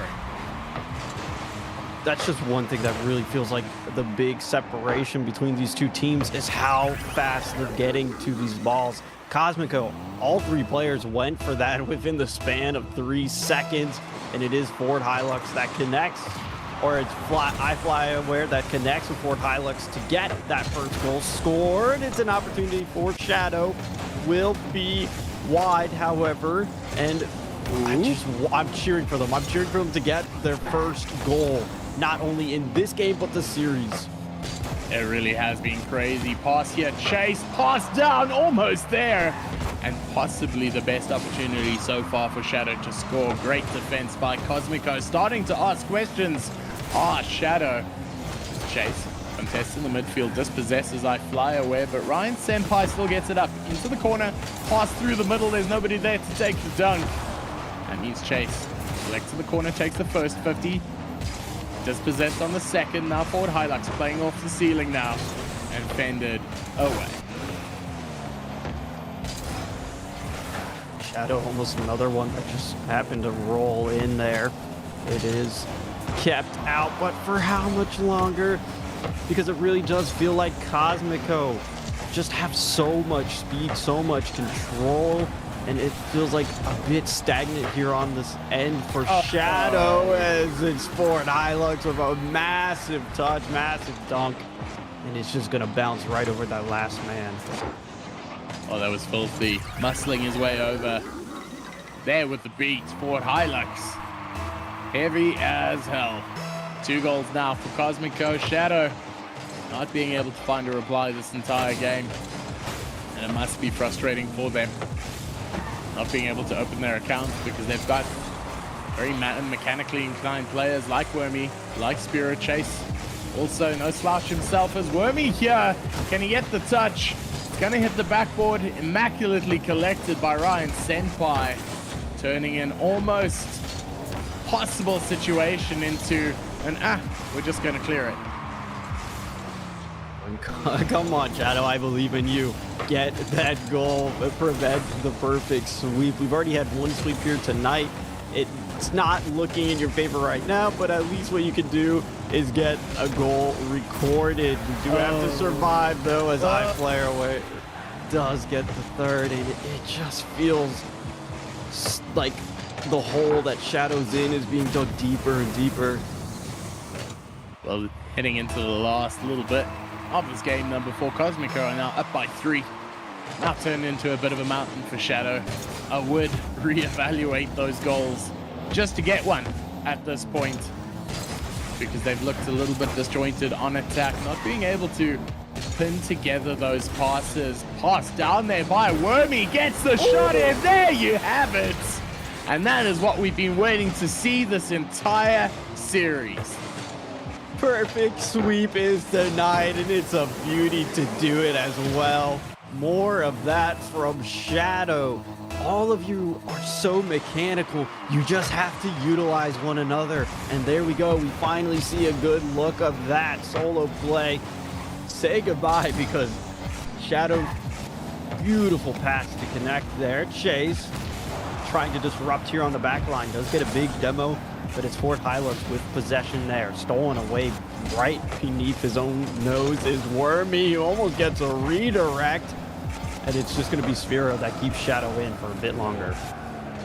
Wormy passing it through. Chase gets the boom, gets the backboard. Wormy was a little bit aggressive there in second man, but here they are. They are applying that pressure. They are turning the cranks. Wormy baked into a jump there. It's just Sphero now in defense. Ford Hilux happy to take this slowly across the wall. Nice fly away. Oh, this could be a little bit dangerous. Gets the dug, but what a read by Flyaway means that Shadow denied once again. Played up against the backboard and cleared by Ryan Senpai. As these last 40 seconds are played out here on the pitch, we do have to wonder, did that open up any bit of floodgate here for Shadow? Are they going to be able to collect another goal? Right now, they do have to answer the question of, can this defense hold? So far, it is going well, but iFlyaware is next up to this ball. He gets a huge bump. Ryan tries to put it away, but he can't. But this clock was wasted so much in that effort there that it is a bit of a micro win for Cosmico with 10 remaining. 2 goals for Shadow seems almost impossible. Clock will tick away, and we'll see another sweep here on stream. Oh, there you have it. Luna for Cosmico getting this sweep. Not a perfect sweep. They managed to pick up a goal in the end, but ultimately it does not matter. Forward Hilux securing the series with an MVP performance with a brace of goals, 8 shots and 3 saves. So very well played to him, but very well played to this Cosmico team as they secure the sweep, and more importantly, they leapfrog Mzansi Magic in 3rd position and pick it up on the 3rd. So now only Miasma and Aurochs are above them, and going into the final 2 games, this is pivotal. Yeah, it really does feel like at any moment, any of these top 4 teams, in my opinion, could just jump somebody and take a position. And again, those 2 spots auto-qualify for the semifinals. That's the place you want to be. And, well, for Cosmico, making a very strong case and argument for that in that sweep there. And we do have Greybeard joining us back once again to close things out. Have we ever, Bromeo, had a perfect series in the RSC? I don't think we have, but for a little bit, it looked very possible. Yurra, it came close. Yurra. Wow. What is going? Well, if you look at the definition of doing yourself a favor, that series would fit nicely. Cosmico jump 4 points up to 19, which puts them in 3rd place now. They have overtaken Mzansi Magic, and now puts them in contention to take one of those 2 top spots. So again, the final 2 weeks is going to be tense and pressurized. Oh man, I need to have a look at these final few fixtures as we head on through. And I just see Cosmico's last couple of fixtures. Their last game of the season is against Mzansi Magic. So they... Beautiful. Oh, that's going to be an absolute cracker. There are only 2 points separating 1st and 3rd right now. And actually, no, let's do the math. Yeah, 2 points between 1st and 3rd. And that is incredible. So it's going to be a fight in week 9. There are going to be some absolute humdingers, and it's just getting started. Dumbhingers in the last 2 weeks. So Borky, Romeo, you've clocked in a shift tonight. Well done. A night dominated by elite. A lot of things shaken up tonight in the elite tier, but the same sort of action going on in every other tier as we start to bring season 4 to a close with just 2 more streams, the 23rd of October, the 30th of October, and then league play is done. And after the 30th of October, guys, there's one weekend. We've got that Saturday and Sunday to take half a breath, get ready, because then where does that put us? 3rd of November, bang! Playoffs start with Prospect. So I'm assuming, Borky, that you'll be joining us for a lot of that action. Oh, I wouldn't miss it for the world. I'll be there. It's sad that we have to say goodbye to season 4 eventually, but we'll make we'll make the most of it. Absolutely, and Bromeo, I assume you're going to be close by, close on hand to be involved in the playoff madness and action. Well, Greybeard, like Borky just said, I wouldn't miss it for the world. And Greybeard, I think we should also mention at this point, given the gravity of RSC heading into the last 2 weeks, we're going to be doing something special. We're going to be splitting up the RSC Just Saying podcast into Mondays and potentially Wednesdays, where we can just talk about RSC and nothing else. Because in this last couple of hours, we've spoken about the points differences, the minute differences that lead us into the business end, and we'd love to extrapolate that, expand it, pull it, stretch it, and do more with it. And we feel like we can do that. So yeah, 2 podcasts a week until the end of the season. It needs a deep dive to do it justice. So just SSAing on Monday and just RSC on Wednesday. So and we'll have that on the RSC channel. And while we're talking about the RSC channel, we are getting really close to 1,000 followers. So if you have not yet followed this channel, make sure you do so now. Let's get to at least 1,000 followers on the RSC channel by the end of the season. Gentlemen, Borky and the Bromeo, we thank you for your service. You are cleared to go while I close out the night stream. And there we have it, 4 more series done and dusted. Week 7 is just about closed, and then there's week 8 and 9. And we will be back next week for more action. So join us, for the podcast on Wednesday, the stream on Thursday. And as we close out, once again, a huge thank you to our ongoing sponsors, Genisus Extreme, doing all the broadcast work. And I say Genisus Extreme, it sounds like this massive team working there. It's pretty much Daniel driving the Thursday streams, ably assisted during the week with graphic and other work by Duploy, so shout out to them. And then of course Nearstream for all your streaming equipment. If you want to get into the content game, and you should be, Nearstream can assist you. And then our prize pool sponsors, Slayer Energy Drink, with our prize pool of 15,000 plus now 2,900 Rand. I'm sure we will get that to 18,000 by the end of the season.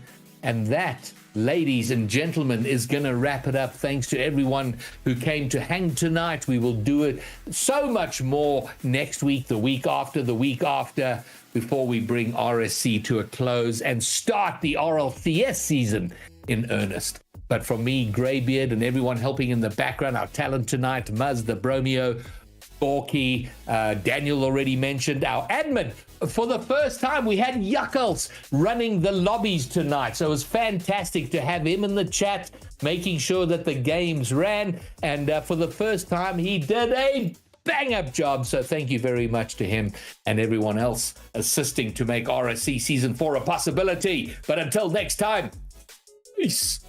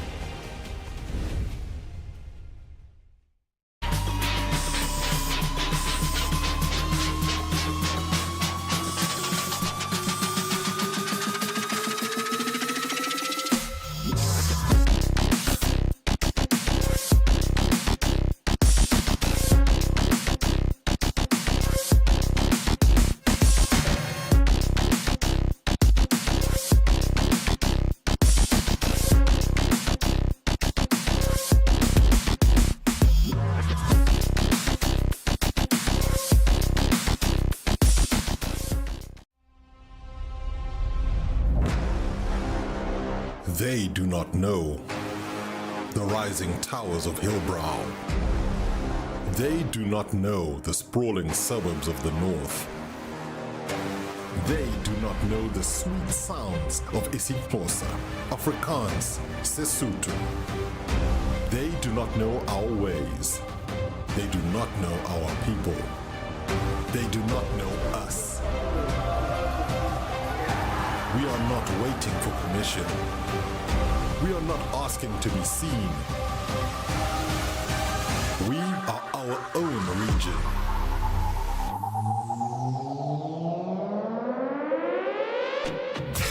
We are SSA, RSC Johannesburg, RSC Nairobi, RSC Saint-Denis. This is not just a league, it is a movement. 4 seasons deep, and we are only just beginning. We train on 200 ping. We grind through blackout. We fight through silence. And we win anyway. This is Sub-Saharan Africa. This is our fight. This is Season 4.